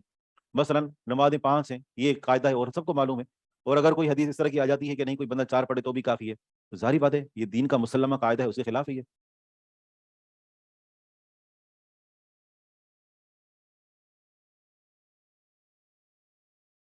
ये अलग से तारीफ है। ये आपका अच्छा सवाल है जी। जी हाँ, वो पहली वाली तारीफ ज्यादा मारूफ है, वही मशहूर है, आप उसको ले लें। औ अयन फरीदा, यहाँ से भले आप उसको छोड़ सकते हैं, ठीक है ना। ये है कि वो हदीस नबवी के अंदर झूठ ना बोलता हो, लेकिन आम गुफ्तगू के अंदर झूठ बोलता हो, इतना काफी है। तो इसका ताल्लुक रावी की अदालत के साथ है या ज़ब्त के साथ? अदालत के साथ। और आगे है अल मुनकर। इसकी 2 तारीफें जिक्र की गई हैं, इनमें से 2 में से जो चाहें वो आप याद रख सकते हैं, लेकिन अगर दूसरी याद करें तो वो ज्यादा आसान है, ठीक है ना। और वो ये है कि जिस हदीस की सनद में कोई ऐसा रावी हो, आप पहले मफहूम को समझें, कि इस एक हदीस की सनद में एक ऐसा रावी जो खुद ज़ईफ है, और वो रिवायत जो कर रहा है वो किसी सिका या औसक की मुखालफत में कर रहा है। एक होता है ना सिका, वो खुद अगर औसक की मुखालफत कर रहा है तो उसकी रिवायत को क्या कहा जाता है? अभी हमने पढ़ा, शास, शास कहते हैं। और अगर मुखालफत करने वाला ज़ईफ है तो फिर ऐसी सूरत में उसकी रिवायत को मुनकर कहा जाएगा। ये आसान याद रखना। दोनों का तर्जुमा कर देते हैं। वो मकान फी सनद ही, मुनकर एक ऐसी रिवायत होती है कि जिसकी सनद में हो मन, एक ऐसा रावी, तो इना कि जिसके ऊपर जरह की गई हो, बेफाशुल गलत, कसरत के साथ गलतियां करने की, गलतियां कसरत के साथ करने की वजह से उसके ऊपर जरह की गई हो, औ कसरत गफला, या कसरत के साथ गाफिल रहने की वजह से उसके ऊपर तान किया गया हो, अविल फिस्क, या गुनाहों की वजह से उसके ऊपर तान किया गया हो। और दूसरी मुनकर की तारीफ यह है, हुआ मा रवाहु दाइफ, एक ऐसी हदीस को जिसको रिवायत करे एक ऐसा रावी जो कि खुद तो ज़ईफ है, मुखालिफन लिमा रवाहु थिक़तुन, और मुखालफत कर रहा है ऐसे रावी की, ऐसी हदीस की कि जिसको थिक़ा रावी ने रिवायत किया है। वदिद्दुहुल खबरुल मारूफ, और इसके जिद में जो खबर होगी ना, अब इस रिवायत को जो कोई ज़ईफ रावी है, वो जिस हदीस को रिवायत कर रहा है, तो यहाँ पर रावी को भी मुनकर कहेंगे, उस रिवायत को भी मुनकर कहेंगे, और जिसकी मुखालफत कर रहा है ना तो उसको क्या कहेंगे? मारूफ, रिवायत को भी और उस हदीस को भी। जी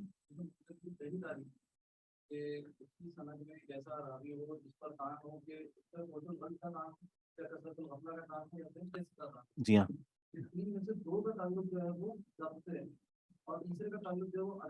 सही, बिल्कुल ऐसे ही है।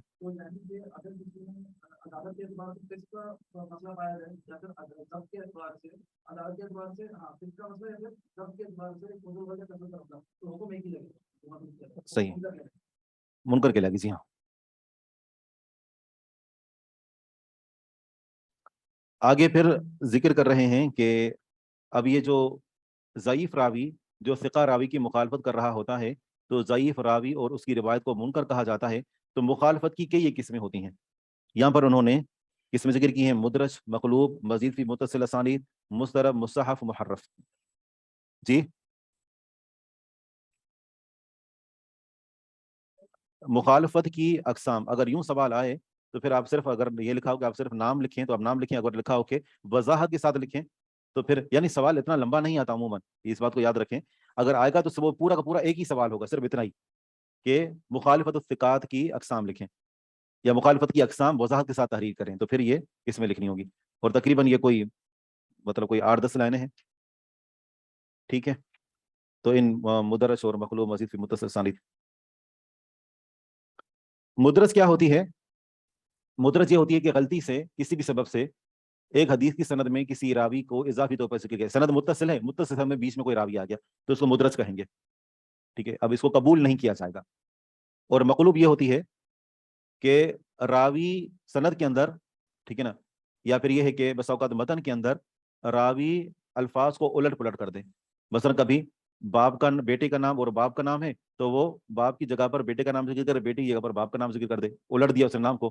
یہ حدیث کے الفاظ ہیں تو اس کو انہوں نے آگے پیچھے کر دیا، تو اس کو بھی قبول نہیں کیا جائے گا. المزید فی متصل الاسانید، یہاں پر بھی یہی ہے، مدرج بھی یہی تھا کہ حدیث کی سند یا متن میں ایک ایسا لفظ داخل کیا جاتا ہے کہ جو وہاں پر اصل میں موجود نہیں ہوتا اور وہ سب اضافی ہوتا ہے. مثلا ایک راوی نے ایک حدیث بیان کی اور آخر میں جو اس نے الفاظ بیان کیے وہ اس کی طرف سے تشریح تھی. مثلا عائشہ صدیقہ رضی اللہ عنہا کی ایک حدیث ہم نے ذکر کی تھی کہ انہوں نے کہا کہ حافظوا علی الصلوات والصلاۃ الوسطی صلاۃ العصر.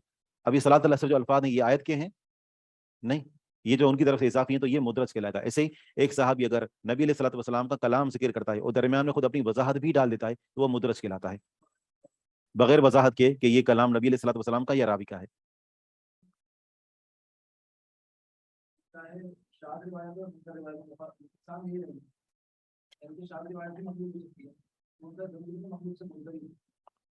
ایسا راوی جو کہ یعنی شاذ روایت کرتا ہے، ٹھیک ہے نا، تو شاذ کی اقسام نہیں ہے. یہ مخالفت الثقات کی جو ہے وہ دو قسمیں ہوتی ہیں، ایک ہوتی ہے شاذ اور دوسری ہوتی ہے منکر، ٹھیک ہے نا. تو یہ جو ہے منکر کی اقسام ہے. اگر وہ روایت کرنے والا اس کو دیکھا جائے گا، جی ہاں اس کو دیکھا جائے گا. صحیح ہے، صحیح ہے، بالکل مجھے یاد ہے. ہاں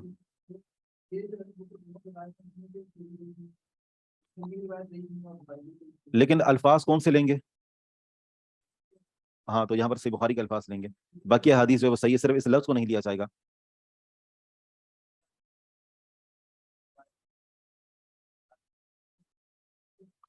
مسلم کی روایت پر یہاں شاذ کا حکم لگے گا، ہاں کیونکہ اس کے راوی ضعیف نہیں ہوتے. جی ہاں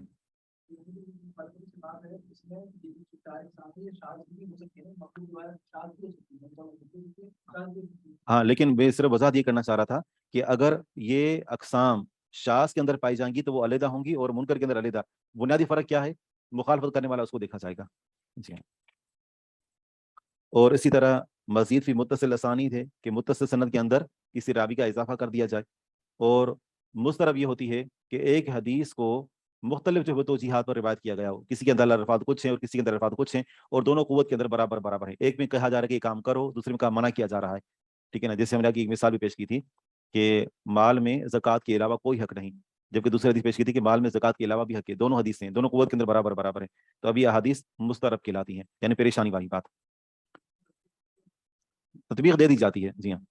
اور مصحف یہ ہوتی ہے کہ جس میں تبدیلی ہوتی ہے ایک حرف یا ایک حرف سے زیادہ میں، لیکن اس تبدیلی کا جو تعلق ہوتا ہے، تحریف کا تعلق ہوتا ہے، وہ نقطوں کے ساتھ ہوتا ہے اور لکھائی برابر ہوتی ہے، جیسے مجرم اور محرم. اور محرف یہ ہوتی ہے کہ جس میں مخالفت جو ہے وہ حرف کے اعتبار سے ہوتی ہے، ٹھیک ہے نا، بتغیر حرف اکثر بنسبت الہا، یہ حرکت کے اعتبار سے.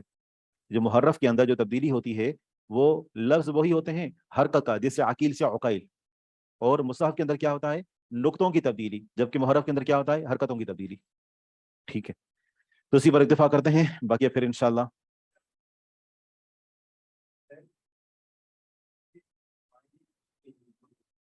نام کا تو معنی ہی نہیں کیا جاتا نا، نام کا تو ویسے ہی معنی نہیں کیا جاتا. بس یہ ہے کہ پھر ہم عقیل عقیل کو اگر عقیل کسی نے پڑھ دیا تو ہم اس کو قبول نہیں کریں گے. کسی کا نام عقیل تو پھر اس کو لیا جائے گا نہیں. معنی کبھی بھی ناموں کا نہیں لیا جاتا، معنی ناموں کا نہیں لیا جاتا کبھی بھی. ٹھیک ہے، نام رکھنے چاہیے لیکن اگر کسی نام کا معنی برا ہے تو اس کو تبدیل کر دینا چاہیے، لیکن معنوں کا کبھی ناموں کا معنی نہیں کیا جاتا کبھی بھی. جی ہاں. راویوں کے سند میں جو نام آتے ہیں نا تو ناموں کا معنی نہیں کیا جاتا. اگر کسی کا نام مثال کے طور پر گل احمد ہے، ٹھیک ہے نا، تو اس کو فلاور احمد تو نہیں کہیں گے انگلش میں ترجمہ کرتے ہوئے، نامہ معنی وہی رہے گا. ٹھیک ہے. سبحان اللہ.